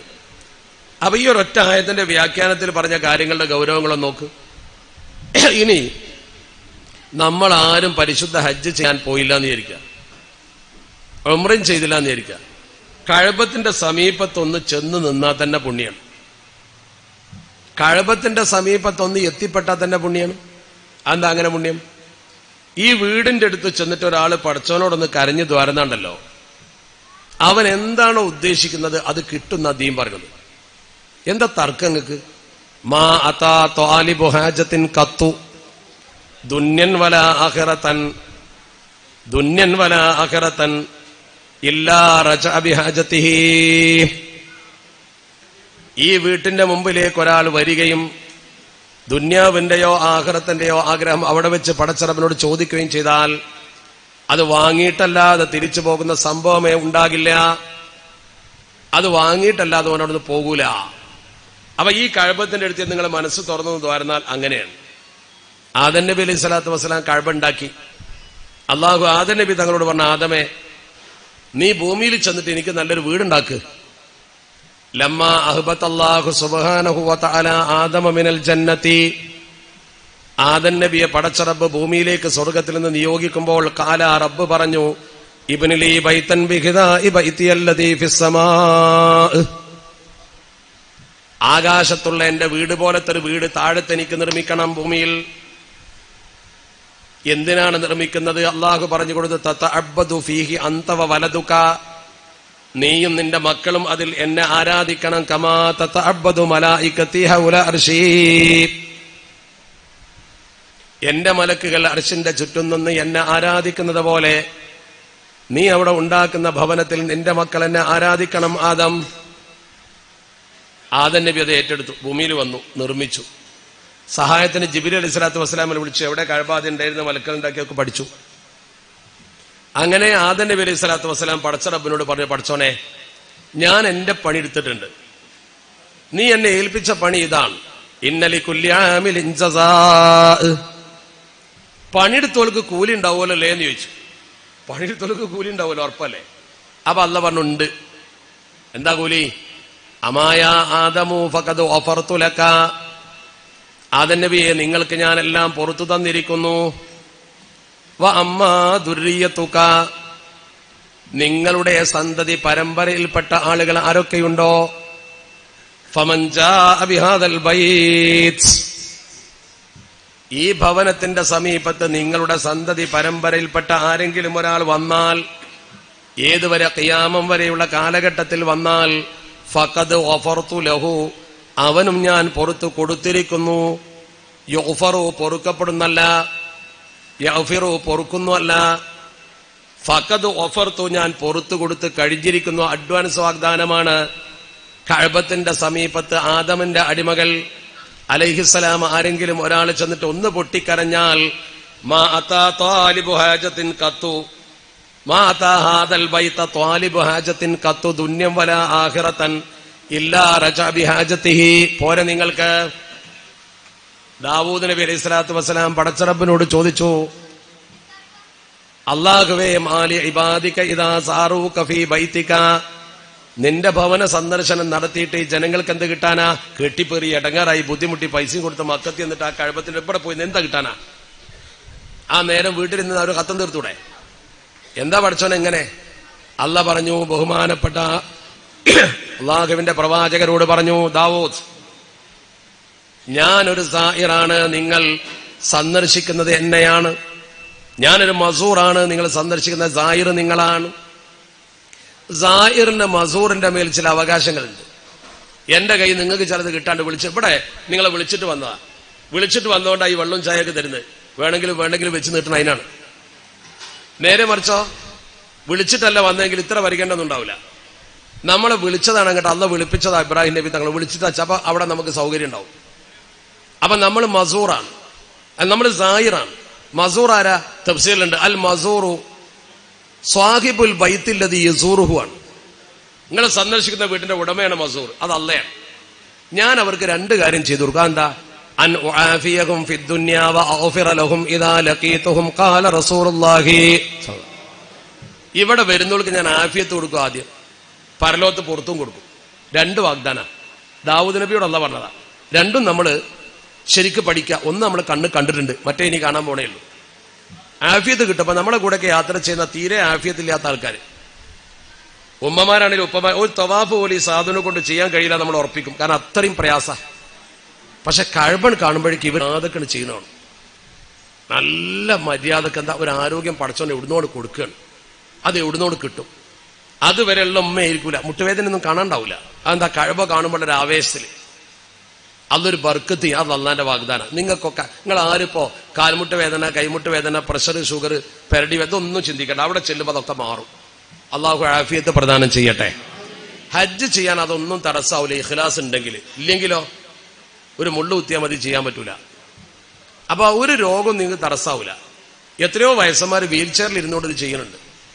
ബാത്റൂമൊക്കെ പോകാൻ വയ്യാത്ത ആൾക്കാർ ഇത് ചെയ്യുന്നുണ്ട്. എങ്ങനെ? അത് അള്ള കൊടുക്കുന്ന തൗഫീഖാണ്. അത് മനസ്സിലാക്കണം. അള്ള കൊടുക്കുന്നൊരു തൗഫീഖാണ്. ആ തൗഫീഖാണ് ശരിക്കും നിങ്ങൾ ശ്രദ്ധിക്കേണ്ടത്. അപ്പൊ നമ്മൾ ഓരോരുത്തരും മനസ്സിലാക്കേണ്ട അതിപ്രധാനമായ കാര്യം, അവിടെ ചെന്ന് നമ്മൾ ഒന്നും ചെയ്തില്ലെങ്കിലും കഅബ കണ്ടാ ഉത്തരം കിട്ടും. കഅബത്തിന്റെ സമയത്ത് ചില പ്രത്യേക സ്ഥലങ്ങളുണ്ട്. അതിൽപ്പെട്ട ഒന്നാണ് ഹജറുൽ അസ്വദ്. ഹജറുൽ അസ്വദ് എന്ന് പറഞ്ഞാൽ അതിന്റെ പ്രത്യേകത എന്താ? ആ ഹജറുൽ അസ്വദ് ഉക്കില ബിഹി 70 മലക്ക, 70 മലക്ക് ഇങ്ങനെ റെഡിയാണ്. അവരിങ്ങനെ ആമീൻ പറയും. ആര് ദുആ ചെയ്താലും മലക്ക് 70 മലക്ക് ഇങ്ങനെ ആമീൻ പറയാം. അവരിങ്ങനെ മാറും വരും. ആ ഹജറുൽ അസ്വദിന്റെ സമീപത്ത് വെച്ച് നിങ്ങളൊന്ന് ദുആ ചെയ്താണ്ടല്ലോ, അത് കുറിക്ക് കൊള്ളുന്നുള്ള കാര്യം ഉറപ്പാ. ഹജറുൽ അസ്വദ് എന്ന് പറഞ്ഞാൽ സ്വർഗത്ത് ഇറക്കപ്പെട്ട സാധന. ഭൂമിയിൽ സ്വർഗത്ത് ഇറക്കപ്പെട്ട 2 എണ്ണേ ഉള്ളൂ. യാക്കൂത്തത്താനി മിൻ യവാക്കീത്തിൽ ജന്ന എന്ന് പറഞ്ഞത് ഒന്ന് ഹജറും ഒന്ന് മക്കാമുമാണ്. ഈ ഹജറുൽ അസ്വദിനെ ഒന്ന് തൊട്ടാൽ ഫഇന്നമാ യുഫാവിദു യദർ റഹ്മാൻ, അള്ളാന്റെ കൈ പിടിച്ച മാതിരിയാ. അള്ളാഹ്ക്ക് കൈയുണ്ടോന്നല്ല, അള്ളാഹുവിന്റെ മുസാഫഹത്ത് ചെയ്ത പോലെയാണ്. യുസാഫിഹു ബിഹി ഇബാദഹു മുസാഫഹത്തർ റജുലി അഖാഹു ഖാല റസൂലുള്ളാഹി സ്വല്ലല്ലാഹു അലൈഹി വസല്ലം. അങ്ങനെയാണ്. അള്ളാന്റെ കൈ പിടിക്കുന്നതിലും വലിയ ഭാഗ്യം എന്താ വേറെ? മാത്രമല്ല ഇതിന്റെ വ്യാഖ്യാനത്തിൽ പറഞ്ഞു, നിങ്ങൾ ചുണ്ട് അവിടെ വെച്ചാൽ ലോകത്ത് കടന്നുപോയ മുത്തുനബി തങ്ങളും സ്വഹാബത്തും അടക്കമുള്ള മഹാന്മാരായ സ്വഹാബത്ത് വായ വെച്ച സ്ഥലത്താണ് നിങ്ങളെ ചുണ്ട് വെക്കുന്നത്. അതിലപ്പുറം ഒരു ബർക്കത്ത് നിങ്ങളെ ദേഹത്തേക്ക് കയറി വരാൻ മറ്റൊന്നുമില്ല.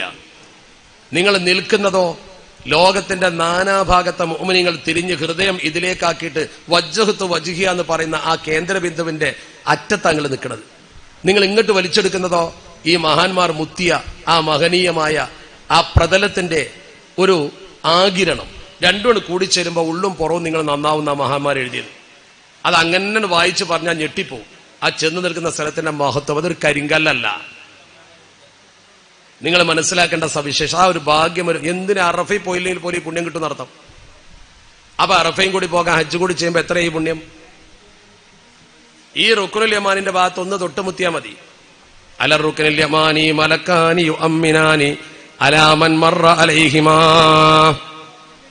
ആ 2 പേരുടെ മുമ്പിലൂടെ കടന്നു പോകുന്നവരുടെ ദുആക്ക് ഉത്തരം പറയാൻ 2 മലക്കുകൾ കൃത്യമായി റുക്നുൽ യമാനിക്ക് മുമ്പിലുണ്ട്. ഷഫീഉനാ റസൂലുള്ളാഹി സ്വല്ലല്ലാഹു. ഇതാണ് ഹജറുൽ അസ്വദ്. കണ്ടോ? ഈ മൂലയാണ് റുക്നുൽ യമാനി.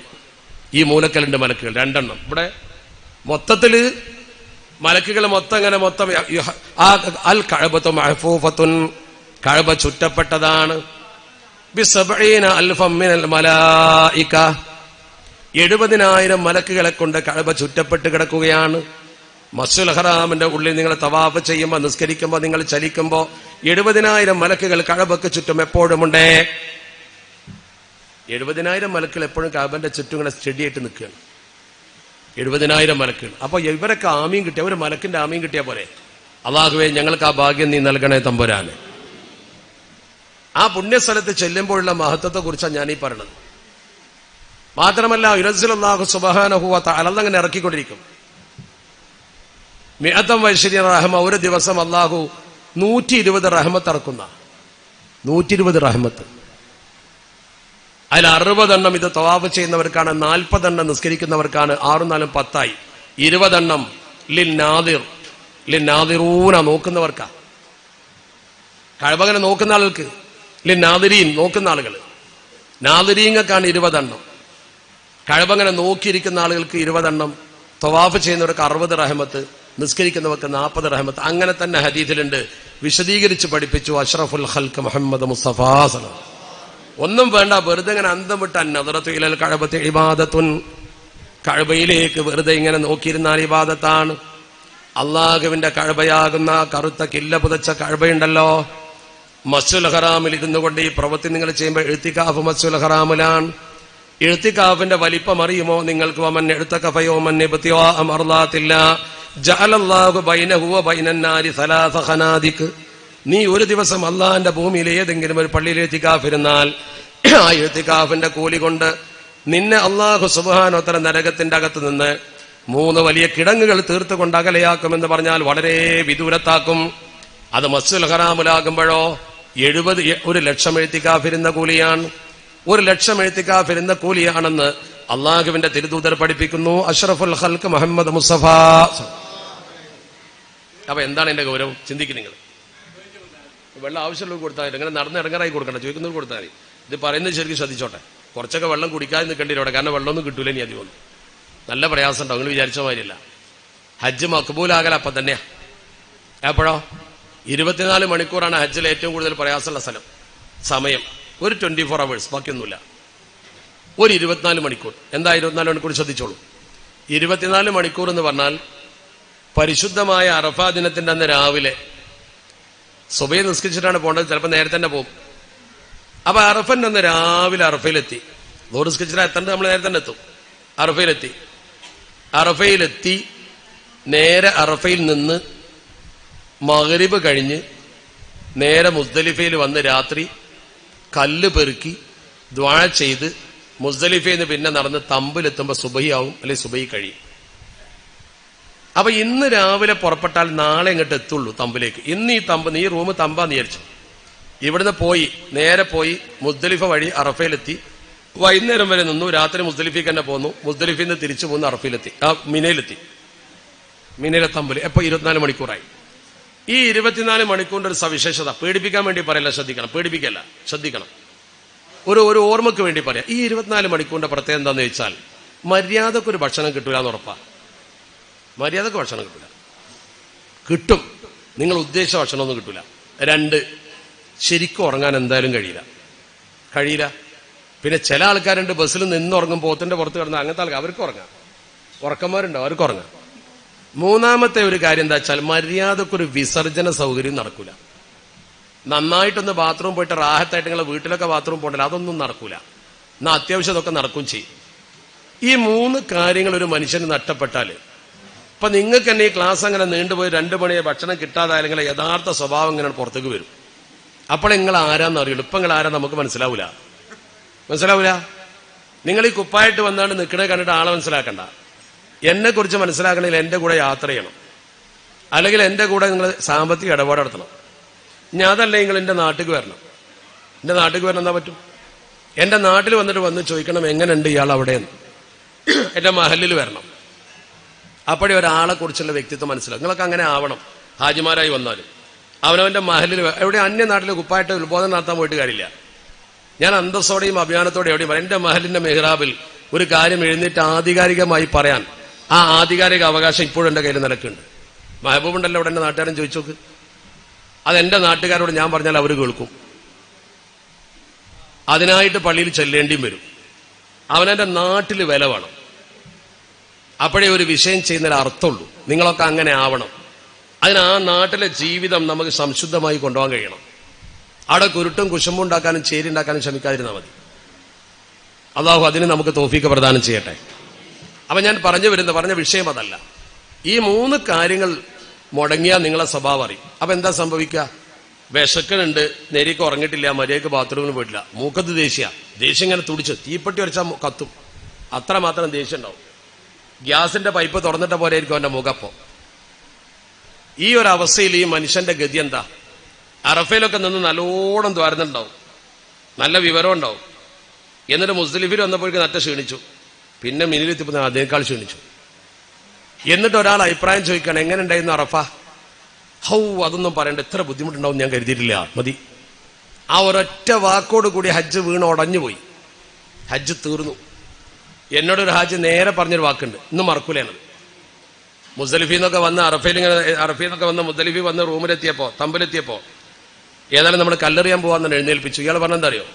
ഇനി കല്ലു എറിയണോ?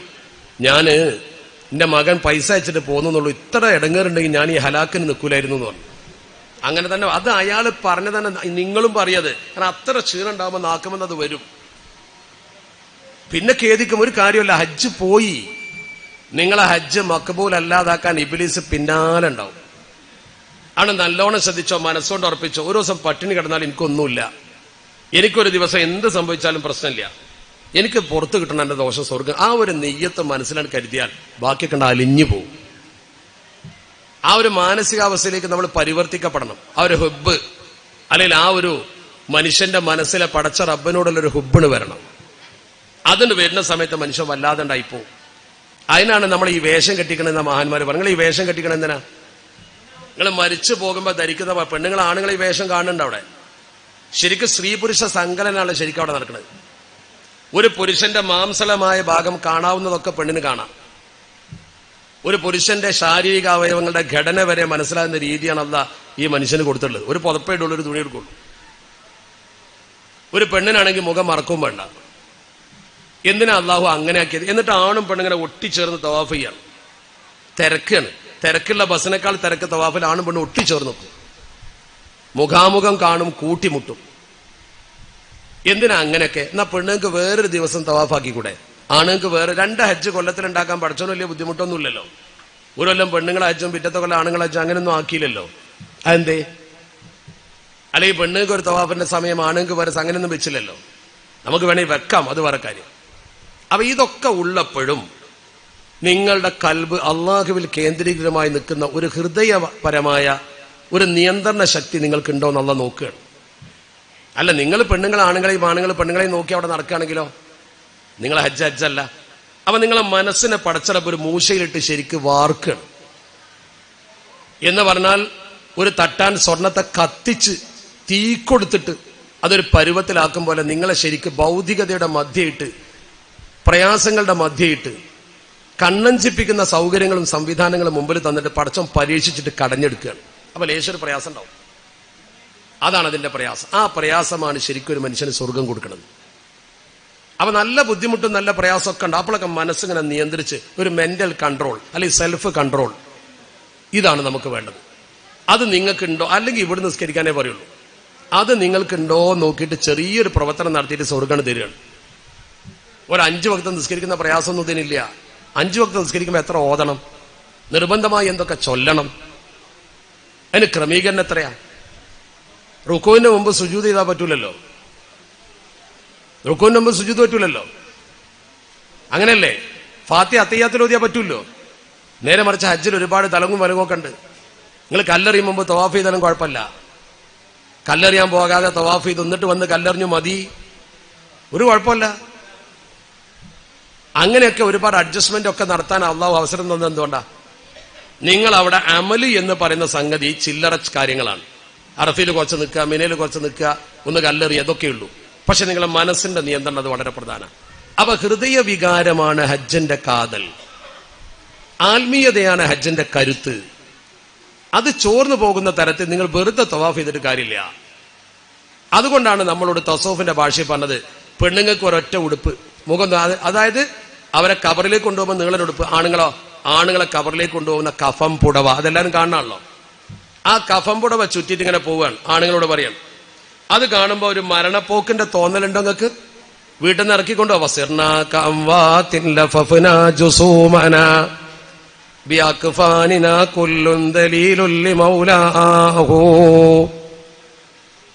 തസോഫിന്റെ ഭാഷ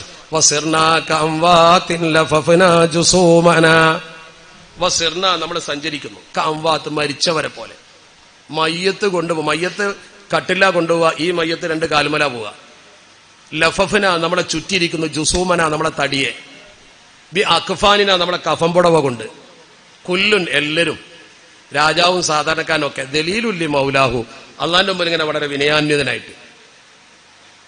നിങ്ങൾ നോക്ക്, അങ്ങനെയാണ്, അതാണ് ഹജ്ജ്. അങ്ങനെ പോണം.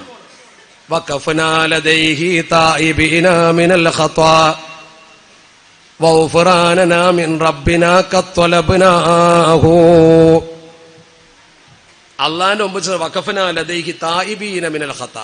അങ്ങനെ നിൽക്കണം. നമ്മൾ ഉദ്ദേശിക്കുന്നത് അള്ളാഹുവിന്റെ പൊറുക്കലാണ്. അത് അള്ളാന്റെ കയ്യിൽ നിന്ന് കിട്ടിയിട്ടേ മടങ്ങുള്ളൂ. അങ്ങനത്തെ ആത്മീയമായ ഹജ്ജ് നിങ്ങൾക്ക് ചെയ്യാൻ പറ്റുമോ? അള്ളാഹു തൗഫീഖ് പ്രദാനം ചെയ്യട്ടെ. അതാണ് ഹജ്ജ്. ഈ ചുറ്റലൊക്കെ ചെറിയ വിഷയമാണ്. അതൊരു 5-8 നിബന്ധന പാലിച്ച് ചുറ്റിയാൽ ആർക്കും പറ്റിയത്. കുട്ടിക്ക്, ചെറിയ കുട്ടിക്ക് പഠിപ്പിച്ചു, മദ്രസ പഠിക്കുന്ന കുട്ടിക്ക് പഠിപ്പിച്ചു കൊടുത്താൽ ശരിക്ക് തവാഫ് ചെയ്യും, ഒരു കുഴപ്പമില്ല. എന്നാൽ ഞാനതിനെ ചെറുതാക്കില്ല. അതിന്റെ നിബന്ധനയൊക്കെ പാലിക്കണം. അത് വേറെ കാര്യം. മസ്അലന്റെ നൂലാമാല പടഞ്ഞ് മനുഷ്യനെ ഇടങ്ങേറാക്കി പേടിപ്പിക്കുന്നേക്കാൾ പ്രധാനം ഈ ആത്മീയത കൈവടിയാക്കല. ആ മസ്അലകളിൽ എന്തെങ്കിലും ചില്ലറ പാളിച്ചൊക്കെ വന്നാൽ പൊറുക്കാൻ വകുപ്പുണ്ട്. മനസ്സ് പാളിയാൽ ഒന്നും ഉണ്ടാവില്ല. പിന്നെ ബേസ് പോയാൽ പിന്നെ അതിന്റെ ബാക്കിയൊക്കെ പോയി എന്ന് കരുതി അമലിന് പ്രാധാന്യം, ഫിഖ്ഹിന് പ്രാധാന്യമുണ്ട്. പക്ഷെ ഫിഖ്ഹിന്റെ പ്രാധാന്യത്തിന്റെ മുമ്പ് അടിത്തറയാകുന്ന തസൗഫ് ശരിയാക്കണം. ഇല്ലെങ്കിൽ ഒരു കാര്യമില്ല. രണ്ടും കൂടി വേണം. ഫിഖും തസൗഫും കൂടി വേണം. അതാണ് വമൻ ജമഅ ബൈനഹുമാ ഫഖദ് തഹഖഖ എന്ന് പറയാൻ കാരണം. മൻ തസവ്വഫ വലം യതഫഖഹ്, തസൗഫുണ്ട് ഫിഖ് ഇല്ല, ഫഖദ് തസന്തക. നേരെ തിരിച്ചാണെങ്കിലോ വമൻ തഫഖഹ വലം യതസവ്വഫ്, ഫിഖ് ഉണ്ട് തസൗഫ് ഇല്ല. അപ്പോഴോ ഫഖദ് തഫസ്സക, മുഫാസിക. അതാ മനസ്സിലാക്കേണ്ടത്. രണ്ടും കൂടുമ്പോഴോ വമൻ ജമഅ ബൈനഹുമാ ഫഖദ് തഹഖഖ. രണ്ടും കൂടുമ്പോഴാണ് ശരിക്കും തഹക്കീക്ക്. ആ തഹക്കീക്ക് യോജിക്കുമ്പോഴാണ് അള്ളാഹ് സ്വീകരിക്കുന്നത്. അള്ളാഹു നമ്മളെ കബൂൽ ചെയ്യട്ടെ. ഹജ്ജിന്റെ പുറം പഠിക്കണം ആദ്യം, എന്നിട്ട് അകത്ത് പോയിട്ട് കാര്യമുള്ളൂ. ഹജ്ജിന്റെ പുറം ഒരുപാട് പഠിക്കാണ്ട്. അത് പഠിക്കുമ്പോഴേ നമുക്ക് ഹജ്ജ് എന്താണെന്ന് മനസ്സിലാവുള്ളൂ. അങ്ങനെ ഹജ്ജ് ചെയ്യുന്നവന്റെ ഹജ്ജ്, അവൻ ഒരു റൂട്ടിലേക്കാണ് പ്രവേശിച്ചാൽ വല്ലദീന ജാഹദൂ ഫീനാ ലനഹ്ദിയന്നഹും സുബുലനാ, പിന്നെ പടച്ചവനോട് ഏറ്റെടുക്കും. റൂട്ടിക്കാണ് കയറിയാൽ പിന്നെ പടച്ചവന് പോയി. പ്ലെയിൻ ലാൻഡ് ചെയ്യുമ്പോഴും അതുപോലെ തന്നെ പൊങ്ങുമ്പോഴേ പ്രയാസമുള്ളൂ. മേലാണ് കയറിയാൽ പിന്നെ സുഖമായിട്ട് പോകുന്നത്. എന്ന പോലെ നമ്മൾ ഇതിന്റെ ആ തുടക്കം റെയിൽക്കാണ് കയറിയാണ്ടല്ലോ, പിന്നെ അങ്ങനെ പോയി, പിന്നെ അള്ളാഹ് കൊണ്ടുപോയിക്കോളും അങ്ങനെ. അപ്പൊ ആ തുടക്കത്തിൽ നമ്മുടെ മനസ്സ് ഇതിൽ ലയിച്ചു ചേരുക എന്നുള്ള ഒരു അതിശക്തമായ ആത്മീയ വികാരം നിങ്ങളിൽ പുറപ്പെടണം. അത് പുറപ്പെടുമ്പോഴേ ശരിക്കും ഹജ്ജാകൂ, അല്ലെങ്കിൽ കഴിയില്ല. അതാണ് അൽ ഹജ്ജുൽ മബ്റൂറു ലൈസ ലഹു ജസാഉൻ ഇല്ലൽ ജന്ന എന്ന് പറഞ്ഞ അർത്ഥം. ഈ ജസാ, പ്രതിഫലം സ്വർഗമല്ലാത്ത മറ്റൊന്നില്ലേ. അഷ്റഫുൽ ഖൽഖ് മുഹമ്മദ് മുസ്തഫ. ഇനി മസലേക്ക് ഞാൻ ഒരുപാട് ഇതിന്റെ തസൗഫിന്റെ വശങ്ങൾ പറയാണ്ട്. സമയം കണ്ടോ, 1 മണിയായിട്ട്. വല്ലാതെ നീട്ടാൻ വയ്യ. ബഷീർ വൈസി കുറച്ച് കാര്യങ്ങൾ പറയാണ്ടാവുമെന്ന് എനിക്കറിയാം. ഞാൻ അദ്ദേഹത്തിന് അവസരം കൊടുക്കുക. ഇവിടെ നമ്മൾ ഇതിന്റെ മസായിലുകളിലേക്ക് കടക്കുമ്പോൾ ശ്രദ്ധിക്കേണ്ട കാര്യം, ഇത് ഓരോന്നും അറിഞ്ഞു ചെയ്യുക എന്നത് ഇസ്ലാം കൽപ്പിച്ചെടുക്കുക. ഇമാം നബവി തങ്ങൾ ഇലാഹ് പറഞ്ഞിട്ടുണ്ട്, നിങ്ങൾ ഹജ്ജിന് ഒരുങ്ങിയ ആൾക്കാരാണെങ്കിൽ നിങ്ങൾ ഇതിന്റെ തഅലീം ശരിക്കും നടത്തൽ ആദാബിൽപ്പെട്ടതാണ്. അയ്യതഅല്ലമ കൈഫിയതഹു, ഹജ്ജിന്റെ കൈഫിയത്ത് പഠിക്കണം. പോരാ, അവന്റെ കയ്യിൽ വഅയസ്തസ്ഹിബ മഅഹു കിതാബൻ വാദിഹൻ ലിൽ മനാസികി, മനാസിക്കിന്റെ നല്ലൊരു കിതാബ് കയ്യിൽ വെക്കണം. വഅയുദീമ മുതാലഅ, അവൻ മുതാല ചെയ്തുകൊണ്ടേയിരിക്കണം. വഅയുദീമ മുതാലഅതഹു, അതിന്റെ മുതാലഅത്ത് അവൻ നീട്ടിക്കൊണ്ടേയിരിക്കണം എന്നാ പറഞ്ഞത്. അപ്പൊ ശരിക്കും നമ്മൾ കിതാബ് മുതാല ചെയ്യണം, പഠിക്കണം, ചെയ്യണം. അങ്ങനെ നിങ്ങൾ പരിശുദ്ധമായ ഹജ്ജ് കർമ്മത്തിന് പുറപ്പെടാൻ തീരുമാനിച്ചോളൂ. ഹജ്ജ് കർമ്മത്തിന് പുറപ്പെടുകയാണെങ്കിൽ കുറെ ആദാബുകളൊക്കെ ഉണ്ട്. ഹജ്ജിന്റെ ഒരുക്കങ്ങൾ, ആദാബുകൾ. 150 പേര് ഇതിൽ ഉംറക്കാരാണ്. അപ്പൊ ഉംറക്കാരായ ആളുകൾക്ക് കൂടി ഭരിക്കുന്നത് തന്നെയാണ് ഈ പറയുന്നത്. ഉംറക്കാരായ ആളുകൾ മനസ്സിലാക്കേണ്ടത്, ഉംറ എന്ന് പറയുന്നത് ഈ പറഞ്ഞ ആമുഖത്തിൽ പറഞ്ഞതൊക്കെ ഉംറ തന്നെയാണ്. ഉംറയിൽ നിന്ന് ഹജ്ജ് വ്യത്യസ്തമാകുന്നത് മിന, അറഫ, മുസ്ദലിഫ, കല്ലേറുണ്ട് എന്നുള്ളൂ. അപ്പൊ ഉംറക്ക് ഇറാൻ ചെയ്ത ഒരാൾ മനസ്സിലാക്കേണ്ടത്, ഉംറക്കാരനാണെങ്കിൽ ഹജ്ജുകാരനാണെങ്കിലും ആദ്യം ചെയ്യുക ഉംറയാണ്, ഹജ്ജിന് പോണാളും. അപ്പോൾ ഉംറ എന്ന് പറഞ്ഞാൽ എന്താ, ഒരു ലളിതമായ ഉംറയുടെ കാര്യം പറഞ്ഞുകൊണ്ട് ഞാൻ അവസാനിപ്പിക്കും. എല്ലാവരും ഇന്ന് ശ്രദ്ധിക്കണം, 1 മണിയാവുന്നുണ്ട്. നിങ്ങളൊക്കെ വന്നതിൽ വലിയ സന്തോഷമുണ്ട്. അള്ളാഹു ഇത് നമുക്ക് സ്വർഗത്തിലേക്കുള്ളൊരു അമലാക്കി തീർക്കട്ടെ. ഉംറ എന്ന് പറഞ്ഞാൽ 4 പ്രവർത്തനമേ ഉള്ളൂ. ആകെ 4 പ്രവർത്തനം. 4+1 4 വാജിബായ കാര്യങ്ങളും 4 ഫർളായ കാര്യങ്ങളും 1 വാജിബാണ് ഉംറ. 4+1 എന്ന് പറയും. ഇനി എങ്ങനെ പറഞ്ഞാലും കുഴപ്പമൊന്നുമില്ല. 4 വാജിബ് എന്ന് പറഞ്ഞാൽ ഇഹ്റാം കെട്ടുക, തവാഫ് ചെയ്യുക, സഅയ് ചെയ്യുക, മുടി മുറിക്കുക. വാജിബ് എന്ന് പറഞ്ഞാൽ മീഖാത്ത് ഇഹ്റാം ചെയ്യാത്തേ ഉള്ളൂ. മീഖാത്തിൽ നിന്ന് ഇഹ്റാം ചെയ്യുക. അപ്പൊ ഈ കാര്യങ്ങൾ കൃത്യമായി പാലിച്ചാൽ ഉംറയായി. അവർ ഉംറ ചെയ്യുമ്പോൾ എന്തൊക്കെയാണ് വേണ്ടത്? 1 ഇഹ്റാം, അവർക്കും വേണം, അല്ലാത്തവർക്കും വേണം. ഒന്നാമതായി നമ്മൾ ഇഹ്റാം ചെയ്യണം. ഇഹ്റാം ചെയ്യുക എന്നാൽ എന്താണ്? വളരെ പെട്ടെന്ന് ചുരുക്കി ഞാൻ പറയും, ഇതൊക്കെ വിശദീകരിച്ച് പിന്നെ പറഞ്ഞുതരും. ഇഹ്റാം ചെയ്യുക എന്ന് പറഞ്ഞാൽ 6 അദബുകൾ പാലിച്ച് നിയ്യത്ത് ചെയ്യാന്നാ പറയാം. 6+1 അങ്ങനെ പറയണമെന്ന് വെച്ചപ്പെട്ട് തലേ കയറാനാണ്. എങ്ങനെ 6? 1, ദേഹത്ത് നീക്കൽ സുന്നത്തുള്ള മുടികൾ നീക്കി നഖം മുറിച്ച് ഇഹ്റാമിന് വേണ്ടി കുളിക്കുന്നു എന്ന നിയ്യത്തോടു കൂടി കുളിച്ച് അല്പം സുഗന്ധം പൂശി ഇഹ്റാമിന്റെ ഡ്രസ്സ് ധരിച്ച് 2 റക്അത്ത് ഇഹ്റാമിന്റെ സുന്നത്ത് നിസ്കരിക്കുക. 6 കാര്യം. ഞാൻ 6 എണ്ണി 6ഉം വിശദീകരിച്ച് പറയേണ്ടതാ. ഇൻഷാ അല്ലാഹ് ബഷീർ വൈസി പറഞ്ഞുതരും. പിന്നീട് പോകാനാവുമ്പോൾ ഒന്നുകൂടി ആവർത്തിക്കേണ്ടി വരും. ഇപ്പൊ പറഞ്ഞിട്ട് കാര്യമില്ലാത്തതുകൊണ്ടാണ്. പിന്നെ ഇതിൽ മസലാപരമായി ചിന്തിക്കേണ്ട ഒരു കാര്യം എന്താണെന്ന് വെച്ചാൽ, ഈ കുളി, ഈ നഖം മുറിക്കൽ, ഈ മുടി നീക്കൽ, ഇതൊക്കെ ആർത്തവകാരികൾക്കും ചെയ്യാവുന്നതാണ്. അങ്ങനെ തന്നെ കിതാബിലുണ്ട്. അതെന്താ അങ്ങനെ വരാൻ കാരണം? ആർത്തവകാരിക്ക് ഇഹ്റാം ചെയ്യാൻ ശുദ്ധിയാകുന്നത് വരെ കാത്തിരിക്കാൻ ചിലപ്പോൾ സമയം കിട്ടിയെന്ന് വരില്ല. അപ്പൊ അവൾക്ക് ഈ അവസ്ഥയിൽ മുടിയും നഖവും നീക്കാവുന്നതാണ്. ഫിഖിന്റെ കിതാബിൽ വ്യക്തം. എന്നാൽ ജനാബത്തുള്ള ഒരാൾ ജനാബത്ത് കുളിക്കാതെ ഇഹ്റാം ചെയ്യരുത്. എന്താ വെച്ചാൽ അയാളുടെ ജനാബത്ത് കുളിക്കുന്നതോട് കൂടി നീങ്ങി. ആർത്തവമുള്ള സ്ത്രീ കുളിച്ചാൽ നീങ്ങൂല, ശുദ്ധിയായിട്ട് കുളിച്ചാലേ നീങ്ങുള്ളൂ. അതുകൊണ്ടാണ് ആ വ്യത്യാസം എന്ന് പറഞ്ഞിട്ടുണ്ട്. പിന്നെ ഈ ഹജ്ജിന് വേണ്ടി സുഗന്ധം പൂശൽ, അതിൽ ആണും പെണ്ണും തുല്യ. പെണ്ണുങ്ങൾക്ക് സെന്റ് പൂശാമെന്ന് അപ്പ ചോദിക്കണ്ട. കിതാബിൽ വ്യക്തമായി പറയുന്നുണ്ട് പെണ്ണിന് സെന്റ് പൂശ. ഇതിനു വേണ്ടി മാത്രം, അങ്ങാടി പോകാനല്ല. ഹജ്ജിന് ഇഹ്റാം ചെയ്യുമ്പോൾ സുഗന്ധം അത് ശരീരത്തിൽ പൂശിയാൽ മതി. വസ്ത്രത്തിലാക്കേണ്ട, വസ്ത്രത്തിലാക്കിയാൽ അത് നിലനിൽക്കും. അത് വീണ്ടും എടുത്ത് ഉപയോഗിക്കുമ്പോൾ ബുദ്ധിമുട്ടാവും. ഈ 6 കാര്യം ചെയ്ത് 2 റക്അത്ത് നിസ്കരിക്കുക. ഇത് ഞാൻ വിശദീകരിക്കുന്നത്. എന്താ വിശദീകരിക്കാത്തത്? ഇപ്പൊ പറഞ്ഞിട്ട് കാര്യമില്ല, പോകുമ്പോൾ പിന്നെയും പറയേണ്ടി വരും. ഒരു രൂപം തരികയാണ്. അങ്ങനെ നിസ്കരിച്ചു കഴിഞ്ഞതിന് ശേഷം ഇപ്പൊ ഇതുകൊണ്ടൊന്നും ഇഹ്റാമാവൂല. ഇതൊന്നും ഇഹ്റാമല്ല. നിങ്ങൾ മുടി നീക്കി, നഖം നീക്കി, കുളിച്ചു, വസ്ത്രം ധരിച്ചു, സുഗന്ധം പൂശി, അതൊക്കെ കഴിഞ്ഞിട്ട് നിങ്ങൾ എന്ത് ചെയ്തു? 2 റക്അത്ത് നിസ്കരിച്ചും ചെയ്തു. അപ്പൊ ആർത്തവമുള്ള സ്ത്രീയോ നിസ്കരിക്കണ്ട. നിസ്കരിക്കാതെ ഇഹ്റാം ചെയ്താൽ ഒരു കുഴപ്പമില്ല. ഇനിയിപ്പോ ഈ കാര്യങ്ങളൊന്നും ഒരാളും ചെയ്തില്ല, ഒന്നും ചെയ്തില്ല, വസ്ത്രം മാത്രം ധരിച്ചു. ഇയാൾ മുടി നീക്കില്ല, നഖം മുക്കില്ല, കുളിച്ചില്ല, സുഗന്ധം പൂശിയില്ല, സുന്നത്ത് നിസ്കരിച്ചതുമില്ല, 5ഉം ചെയ്തില്ല. വസ്ത്രം ധരിച്ചാൽ ഇഹ്റാം ചെയ്തു, ശരിയാവും, ഒരു കുഴപ്പമില്ല. പിന്നെന്തേ കുഴപ്പം? ലാക്കിൻ ഫാത്തത്തുൽ ഫദീലത്തു, കുറെ ശ്രേഷ്ഠത പോയി, വേറെ കുഴപ്പമൊന്നുമില്ല.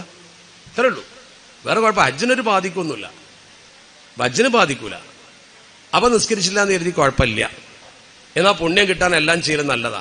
ആർത്തവമുള്ള സ്ത്രീക്ക് ഇളവുള്ളതുകൊണ്ട് അവർക്ക് ആ കൂലി നഷ്ടപ്പെടില്ല.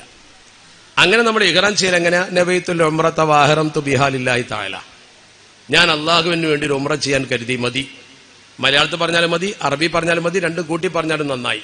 പക്ഷെ പറഞ്ഞാൽ പോരാ, കൽബിൽ ഉറക്കണം. നാവുകൊണ്ട് പിന്നെ പറഞ്ഞാൽ സുന്നത്ത് കൂടി കിട്ടുമ്പോൾ തലഫുദ് ബിൽ മൻവി സുന്നത്തേ ഉള്ളൂ. നാവുകൊണ്ട് പറഞ്ഞ് മനസ്സ് കരുതാതെ പറ്റൂല, മനസ്സ് കരുതിയാൽ നാവുകൊണ്ട് പറയാതെ പറ്റും. 2 കൂടി ആ സുഖമായി. അങ്ങനെ നമ്മൾ ആ നിയ്യത്ത് ചെയ്താൽ പിന്നെ ഇഹ്റാമിലാന്ന് മനസ്സിലാക്കണം. ഇഹ്റാമിൽ ഹറാമായ 10 കാര്യങ്ങളുണ്ട്. അത് പഠിച്ചു വെക്കണം. അത് ഉംറക്ക് പോകുമ്പോൾ പഠിക്കണം, ഹജ്ജിന് പോകുമ്പോൾ ഉംറക്ക് ഒരുപോലെ തന്നെയാണ്. ഞാൻ വിശദീകരിക്കാതെ വേണമെങ്കിൽ പറയാം, വിശദീകരണം ഇപ്പൊ പറയുന്നില്ല. 10 കാര്യങ്ങൾ ഇഹ്റാം ചെയ്താൽ പറ്റൂല. ഒന്ന്, പുരുഷന്മാർ ചുറ്റി തുന്നിയ വസ്ത്രം ധരിക്കാൻ പറ്റൂല. അപ്പൊ തന്നെ കുറെ ചോദ്യം വരും. അതിന് മറുപടി, ചുറ്റി തുന്നിയതൊക്കെ ധരിക്കുക, വസ്ത്രം വാഞ്ഞാൽ മതി. ഇത് ചുറ്റി തുന്നിയതാണ്. അപ്പൊ പിന്നെ ബെൽറ്റ് കെട്ടാമോ ചോദിക്കണ്ട, ബെൽറ്റ് വസ്ത്രമല്ല. ഒരാൾ വസ്ത്രം ധരിക്കാതെ ബെൽറ്റും കെട്ടി ഇങ്ങനെ വസ്ത്രം ധരിച്ചോടെ നിന്നാൽ എങ്ങനെ ഉണ്ടാവും? അപ്പൊ വസ്ത്രം ധരിക്കുക എന്ന് പറഞ്ഞതാണ് പ്രശ്നം. വസ്ത്രം എന്ന പേരിൽ അറിയപ്പെടുന്ന ഒരു സാധനവും നിങ്ങൾ ചുറ്റി തുന്നിയത് ധരിക്കരുത്. അടിവസ്ത്രം പറ്റില്ല, പാന്റ് പറ്റില്ല, പൈജാമ പറ്റില്ല, ജുബ്ബ പറ്റില്ല, കോട്ട് പറ്റില്ല, കന്തൂറ പറ്റില്ല, കുപ്പായം പറ്റില്ല, ഒന്നും പറ്റില്ല. സ്ത്രീകൾക്ക് ഇതൊക്കെ പറ്റും, ഏത് അടിവസ്ത്രവും എല്ലാം പറ്റും. ചുറ്റിത്തുന്നൽ അവർക്ക് ബാധകമല്ല. അപ്പൊ ചുറ്റിത്തുന്നിയ വസ്ത്രമല്ലാത്തൊക്കെ പറ്റും. അപ്പൊ ഷൂ പറ്റുമെന്ന് ചോദിക്കും, പറ്റൂല. മുൻഭാഗത്ത് കൂടെ നമുക്ക് നേരെ നോക്കിയാൽ വിരല്, ബാക്ക് കൂടെ നോക്കിയാൽ മടമ്പ്, പൂർണ്ണമല്ലെങ്കിലും അത് കാണത്തക്ക വിധത്തിലുള്ള ഏത് പാദരക്ഷയും ധരിക്കാം. ഇതാണ് ഇതിന്റെ നിയമം. 2, പുരുഷന്മാർ തല മറക്കരുത്, തല മറക്കാനേ പാടില്ല. ചുറ്റലും തുന്നലും വിഷയമല്ല, മറക്കാനേ പറ്റൂല. 3, സ്ത്രീകൾ മുഖം മറക്കരുത്, മുൻകൈയിന് ഉറ ധരിക്കരുത്. ഗ്ലൗസ് ഇടാൻ പാടില്ല, മുഖം മറക്കാൻ പാടില്ല. അത് 2 തന്നെയാണ്. എന്ന് പറഞ്ഞാൽ അത് സ്ത്രീകൾക്ക് തീരെ പറ്റൂല. 4, 2 കൂട്ടരും സുഗന്ധം പൂശരുത്. 5, തലമുടിയിലും താടിരോമത്തിലും എണ്ണ പൂശരുത്. വേറെ എവിടെയെങ്കിലും എണ്ണ പൂശിക്കോ, കുഴപ്പമില്ല. 6, നമ്മുടെ ദേഹത്തിനൊരു മുടി നീക്കരുത്. 7, ദേഹത്തിനൊരു ഒരു നഖവും നീക്കരുത്. 8, വിവാഹബന്ധം പാടില്ല, നിക്കാഹ് നടത്താൻ പാടില്ല. ഇഹ്റാം കെട്ടിയാൽ ഹനഫി മദ്ഹബിൽ പറ്റും, ഷാഫിയിൽ പറ്റൂല. 9, വേട്ടമൃഗത്തെ ഉപദ്രവിക്കാൻ പാടില്ല. 10, ലൈംഗിക ബന്ധമോ ആമുഖങ്ങളോ പാടില്ല. ഈ 10 കാര്യം ഇതെന്തിനാന്ന് വെച്ചാൽ ഭൗതികമായ സുഖ സൗകര്യങ്ങളിൽ നിന്നും മനുഷ്യൻ മാറി നിൽക്കുക എന്നുള്ളതാണ്. അതിന്റെ തെളിവാണ് വേട്ട വേണ്ട എന്ന് പറയുന്നത്. വേട്ട എന്ന് പറഞ്ഞാൽ അതിനെക്കുറിച്ച് കിതാബിൽ പറയുന്നത് രാജാക്കന്മാരുടെ വിനോദത്തിന്റെ ഭാഗമാണ്. അപ്പൊ ഒരു വിനോദവും വേണ്ട. വേട്ടയല്ലാത്ത പശു, ആട്, കോഴിയൊക്കെ തിന്നോ? കോഴിനൊന്നും ആരും വേട്ടയിടാൻ പോലല്ലോ. വേട്ട മൃഗങ്ങളെ ഉപദ്രവിക്കുന്ന വേട്ടയാടുക എന്ന വിനോദം. വിവാഹം കഴിക്കുക ഒരു സൗഖ്യപ്രവർത്തനമാണ്, വേണ്ട. എണ്ണ പൂശ, മുടിയൊക്കെ ഒന്ന് ചീകിയിട്ട് മിനിക്ക് ഉഷാർ, വേണ്ട. നീ സോപ്പ് തേക്കേണ്ട, സുഗന്ധമുള്ള, നിനക്കൊരു ഭൗതികമായ സൗകര്യങ്ങളും വേണ്ട. അള്ളാഹുവിന്റെ മാർഗത്തിൽ പൊടി പുരണ്ട് ഇറങ്ങി താഴേക്കാണ് പോവാ തന്നെ. അള്ളാഹിന്റെ മാർഗത്തിൽ പൊടി പുരണ്ട് എടങ്ങാറായി ബുദ്ധിമുട്ടി ഇത് സഹിക്കാൻ തയ്യാറാവുക. ആ ഒരു മനസ്സ് നിനക്കുണ്ടെങ്കിൽ നിന്നെ അള്ളാഹു കബൂൽ ചെയ്യും. അശ്വസും അഅബറുമായിരിക്കണം. നീ പൊടി പുരണ്ട് മുടി ജടക്കുത്തി, നിന്നെ കണ്ടാൽ നീ ഒരു യോഗ്യനാണെന്നൊന്നും തോന്നണ്ട. നീ മുടിയൊക്കെ ചീകി വേറൊന്ന് വ്യത്യസ്തനാവണ്ട. ഒരു സാധാരണ ഫക്കീറിനെ പോലെ അങ്ങ് ആയാൽ മതി എന്ന് കരുതി നിന്റെ ദേഹത്ത് നജസ് ഉണ്ടെങ്കിൽ മാറ്റണം. നജസിൽ നിന്ന് നീ ശുദ്ധമാകണം എന്നതിൽ ഒരു പവറും ഒരു അന്തസ്സും നിനക്ക് വേണ്ട. അങ്ങനെ നീ കഅബത്തിന്റെ അടുത്തേക്ക് ചെല്ലുന്നു. എങ്ങനെ? നേരെ നമ്മൾ പോകുന്നു. വീട്ടിൽ നിന്ന് ഇറങ്ങുമ്പോൾ കുറെ ആദാബുകളുണ്ട്. വീട്ടിൽ നിന്ന് ഇറങ്ങി എമിഗ്രേഷൻ നടപടിക്രമങ്ങളും അനുബന്ധ കാര്യങ്ങളും പൂർത്തിയാക്കി പരിശുദ്ധ കഅബത്തിന്റെ അടുത്തെത്തിയാൽ ഇനി ചെയ്യാനുള്ള എന്താ? ഇഹ്റാം കഴിഞ്ഞു, ഇനി തവാഫ്. 8 നിബന്ധനകൾക്ക് വിധേയമായി കഅബ. എന്തൊക്കെയാ 8 നിബന്ധന? അത് ഉസ്താദുമാർ ഇനിയും വിശദീകരിച്ചു തരും. ഞാനിപ്പോ ഇവിടെ നല്ല ചൂടുകൊണ്ട് കൂടുതൽ പറയുന്നില്ല. അതിലൊന്ന് നിയ്യത്ത് ചെയ്യണം. ഞാൻ ഇന്ന് ചെയ്യുന്നത് നിയ്യത്ത് ചെയ്യണം. ഹജ്ജിനും ഉംറക്കുമാണെങ്കിൽ ആ നിയ്യത്ത് ചെയ്തില്ലെങ്കിൽ ശരിയാവും മസല പ്രകാരം. എങ്കിലും തവാഫിന് നിയ്യത്ത് ചെയ്യൽ നല്ലതാ. 2, ഔറത്ത് എന്താ? അത്തവാഫു കസ്വലാത്തി. നിസ്കാരത്തിൽ എന്താ ഔറത്ത്? അതന്നെ. 3-ാമത്തെ ശുദ്ധി. എല്ലാ ശുദ്ധിയും എന്ന് പറഞ്ഞാൽ എന്താ? നജസ് ദേഹത്തിലുണ്ടാവരുത്, വസ്ത്രത്തിലുണ്ടാവരുത്, കയ്യിൽ പിടിച്ചതിലുണ്ടാവരുത്. ഉളു ഉണ്ടാവുകയും വേണം. അപ്പൊ തവാഫ് ചെയ്യണമെങ്കിൽ ആർത്തവമുള്ള സ്ത്രീക്ക് പറ്റില്ല. ഹജ്ജിൽ ആർത്തവമുള്ള സ്ത്രീക്ക് പറ്റാത്തൊറ്റ സംഗതിയുള്ളൂ, ആ സമയത്ത് തവാഫ് മാത്രം പറ്റൂല, ബാക്കിയൊക്കെ പറ്റും. 4-ാമത്തേത് ഹജറുൽ അസ്വദിന്റെ മൂലയിൽ നിന്ന് ആരംഭിച്ച് അവിടെ തന്നെ അവസാനിക്കണം. നോക്കൂ, ഈ മൂലയിൽ നിന്ന് തുടങ്ങിയിട്ട് ഇങ്ങനെ വന്നിട്ട് ഇവിടെ. 5-ാമത്തേത് കഅബ ഇടതുവശത്താക്കണം. 6-ാമത്തേത് ശരീരം കഅബക്ക് പുറത്താകണം. 7-ാമത്തെ തവാഫ് പള്ളിക്കുള്ളിലാവണം. 8-ാമത്തേത് 7 ചുറ്റ് പൂർത്തിയാവണം. ഈ 8 നിബന്ധനകൾ നിങ്ങൾക്ക് പാലിക്കാമോ? നിങ്ങളുടെ തവാഫ് സ്വഹീഹാണ്. ബാക്കി കുറെ സുന്നത്തുകൾ കൂട്ടിച്ചേർത്താലോ പുണ്യം വർദ്ധിക്കും. എന്തൊക്കെയാ തവാഫ്? ഹജറുൽ അസ്വദ് ചുംബിച്ചു തുടങ്ങൽ ഒരു സുന്നത്ത്. കഴിയില്ലെങ്കിൽ തൊട്ടുമുത്തലൊരു സുന്നത്ത്. അതിനും കഴിയില്ലെങ്കിൽ ഇങ്ങനെ ബിസ്മില്ലാഹി അല്ലാഹു അക്ബർ ആംഗ്യം കാണിച്ച് മുത്തലൊരു സുന്നത്ത്. അതുപോലെ തന്നെ ഓരോ ചുറ്റിലും പ്രത്യേക ദുആ ഉണ്ട്. ആ ദുആ തന്നെ ചൊല്ലിയാൽ നല്ലത്, അല്ലെങ്കിൽ എന്തെങ്കിലും കിട്ടുന്ന ദുആ ചൊല്ലുക. ഓരോ ചുറ്റിലുമുള്ള ദുആകൾ പ്രത്യേകം ചെല്ലുന്നതോടൊപ്പം റുക്നുൽ യമാനി മുതൽ ഹജറുൽ അസ്വദ് വരെ റബ്ബന ആതിനാ ഫിദ്ദുനിയ ഹസന എന്നുള്ള ദിക്ർ ചൊല്ലുക. ഭയഭക്തി കാത്തു സൂക്ഷിക്കുക, മറ്റുള്ളവരെ ദ്രോഹിക്കാതിരിക്കുക. അതുപോലെ തന്നെ പുരുഷന്മാർക്ക് മാത്രം ഇൽത്തിബാഴ്, മുണ്ട് ക്രോസിലിടുക. അത് തവാഫിൽ മാത്രം മതി. ഷാഫി മദ്ഹബിലും സഈലും വേറെ സമയത്തൊന്നും വേണ്ട. ആദ്യത്തെ 3 ചുറ്റിൽ പുരുഷന്മാരെ ഇളകി നടക്കാൻ റമല് നടത്തെന്ന് പറയും, സാധിക്കുമെങ്കിൽ, തിരക്കില്ലെങ്കിൽ, കൂടെ സ്ത്രീകളില്ലെങ്കിൽ. അതുപോലെ തന്നെ ഈ ചുറ്റുകൾ ചുറ്റുന്ന സമയത്ത് പരമാവധി പുരുഷന്മാരടുത്തും സ്ത്രീകൾ അകന്നുമാണ് നിൽക്കേണ്ടത്. അത് അവിടുത്തെ സാഹചര്യത്തിനനുസരിച്ച്. ഈ ചുറ്റുകൾ പൂർത്തിയാക്കി കഴിഞ്ഞാൽ, 7 ചുറ്റ് പൂർത്തിയാക്കി കഴിഞ്ഞാൽ, അതിനിടയ്ക്ക് റുക്നുൽ യമാനിയുടെ അടുത്ത് വരുമ്പോൾ ആംഗ്യം കാണിച്ച മുത്തൽ പ്രത്യേക സുന്നത്തുണ്ട്. 7 ചുറ്റും പൂർത്തിയായി കഴിഞ്ഞാൽ മക്കാം ഇബ്രാഹിമിന്റെ പിന്നിൽ 2 റക്അത്ത് നിസ്കരിക്കുക. ആ 2 റക്അത്ത് നിസ്കരിക്കുമ്പോൾ ഞാൻ തവാഫിന്റെ 2 റക്അത്ത് നിസ്കരിക്കുന്നത് നിയ്യത്ത് ചെയ്യുക. എല്ലാ ഹജ്ജുമായി ബന്ധപ്പെട്ട നിസ്കാരത്തിലും 1-ാം റക്അത്തിൽ കുലിയായിൽ കാഫറൂൻ, 2-ാം റക്അത്തിൽ ഖുൽ ഹുവല്ലാഹു അഹദ്. അത് ഓതിക്കഴിഞ്ഞതിന് ശേഷം നേരെ കയറുക. അല്പം അത് ഓതി നിസ്കരിച്ചതിന് ശേഷം സംസം കിട്ടുമെങ്കിൽ കുടിക്കുക. നേരെ കയറുക സൊഫയിലേക്ക്. ഇപ്പൊ നമ്മൾ നിയ്യത്ത് ചെയ്ത് തവാഫ് ചെയ്ത് 2 കഴിഞ്ഞ് 2 ഉള്ളൂ. നേരെ കയറി സഅയിന്. സഅയ് സൊഫയിൽ നിന്നാണ് ആരംഭിക്കുക. സൊഫ മർവ 2 മലകളാണ്. ചരിത്രമൊന്നും ഞാൻ പറയുന്നില്ല. ആ മലയിൽ നിന്ന് കഅബ നോക്കിയാൽ സൊഫയുടെ ഭാഗത്ത് കാണും. കഅബക്ക് തിരിഞ്ഞിങ്ങനെ ആംഗ്യം കാണിച്ചിട്ട് അബ്ദഉ ബിമാ ബദഅ അല്ലാഹു റസൂലുഹു ഇന്ന സഫാ വൽ മർവത മിൻ ശആഇരില്ലാഹ് ഫമൻ ഹജ്ജൽ ബൈത അവ ഇഅ്തമറ ഫലാ ജുനാഹ അലൈഹി അൻ യതവഫ ബിഹിമാ വമൻ തതവ്വഅ ഖൈറൻ ഫഇന്നല്ലാഹ ശാകിറുൻ അലീം. ഈ ദുആ പരിശുദ്ധ ഖുർആന്റെ ഒരു ആയത്താണ്. അത് ഓതിയിട്ടാണ് തുടങ്ങാൻ നിയ്യത്ത്. ഞാൻ സഅയ് ചെയ്യുന്നു. ഞാൻ സഅയ് ചെയ്യുന്നു ഉംറയുടെ. സഫീൻ തുടങ്ങി മർവയിലേക്ക് നടക്കുക, മർവയിൽ നിന്ന് ഇങ്ങോട്ട് നടക്കുക. ഇതിന് 4 ഷർത്ത്. 1, തവാഫിന്റെ ശേഷമായിരിക്കണം. സൊഫയിൽ നിന്ന് തുടങ്ങണം. ദൂരം മുഴുവൻ നടക്കണം. 7 തവണയാകണം. പക്ഷെ തവാഫും സഴിയും തമ്മിൽ വ്യത്യാസം. തവാഫ് ഇവിടുന്ന് സ്റ്റാർട്ട് ചെയ്ത് ചുറ്റി അവിടെ വന്നാലേ ഒന്നാവും. സഴി ഇവിടുന്ന് അവിടെ എത്തിയതിനെ ഒന്നാവും. തിരിച്ചും കെട്ടിയത് 2 അപ്പൊ സൊഫയിൽ നിന്ന് തുറന്ന് 7 മറവിൽ അവസാനിക്കും. 3 കഴിഞ്ഞു. അതിന് സുന്നത്ത് എന്താ? സുന്നത്ത് പ്രത്യേകിച്ച് സുന്നത്തുകളാണ്. ഒതു സുന്നത്തേ ഉള്ളൂ. ഒതുല്ലിനും സഴി ശരിയാവും. ഒതു മുറിഞ്ഞാൽ സഴി ശരിയാവും. ഔറത്ത് മറക്കലും സുന്നത്തേ ഉള്ളൂ. ഒരു മുടിയൊക്കെ കണ്ടാലും പ്രശ്നമില്ല. തവാഫിൽ അത് പറ്റൂല പെണ്ണുങ്ങൾക്ക്. പുരുഷന്മാരെ പൊക്കൾ കണ്ടാൽ തവാഫ് പോവും, സഴി പോവില്ല. അതുപോലെ തന്നെ ഓരോ സഴിയിലും പ്രത്യേക ദുആ ഉണ്ട്. സഫയിലും മറവയിലും പ്രത്യേക ദുആ ഉണ്ട്. സഫന്റെ അടുത്തേക്ക് എത്തുമ്പോൾ ഇന്ന സഫ ചൊല്ലണം. മറവിന്റെ അടുത്തേക്ക് എത്തുമ്പോൾ നമ്മൾ പ്രത്യേകം ദുആ ചെയ്യണം. സഫയുടെയും മറവിയുടെ എത്തുമ്പോൾ ഈ ആയത്ത് ചൊല്ലണം. അങ്ങനെ ഭയഭക്തിയോടുകൂടി ഒരു നടത്താണ്, അന്തം വിട്ട നടത്താവരുത്. അങ്ങനെ നടന്ന് നമ്മൾ അപ്പൊ ഈ സഴി നടക്കുമ്പോൾ പ്രത്യേക നിബന്ധനയൊന്നുമില്ല. തിരിയാ മറിയ. തവാഫിൽ അങ്ങനെ പറ്റില്ല. തവാഫിൽ ഇടഭാഗം കീപ്പ് ചെയ്ത് നടക്കണം എന്നാ. സഴിയിലാണെങ്കിൽ എങ്ങനെയും നടക്കാം. അപ്പൊ സഴിയിൽ ഇങ്ങനെ നടക്കുമ്പോൾ ഒരു അന്തപ്പെടൽ തോന്നും. അപ്പൊ ചിലപ്പോൾ ഫോൺ എടുത്ത് വിളിക്കും, ഞാൻ 7ാമത്തെ സഴി ആയി 8ാമത്തെ ആയി നോക്കും. എന്ത് സഴിയാണത്? അങ്ങനെ ഫോണൊന്നും ചെയ്യരുത്.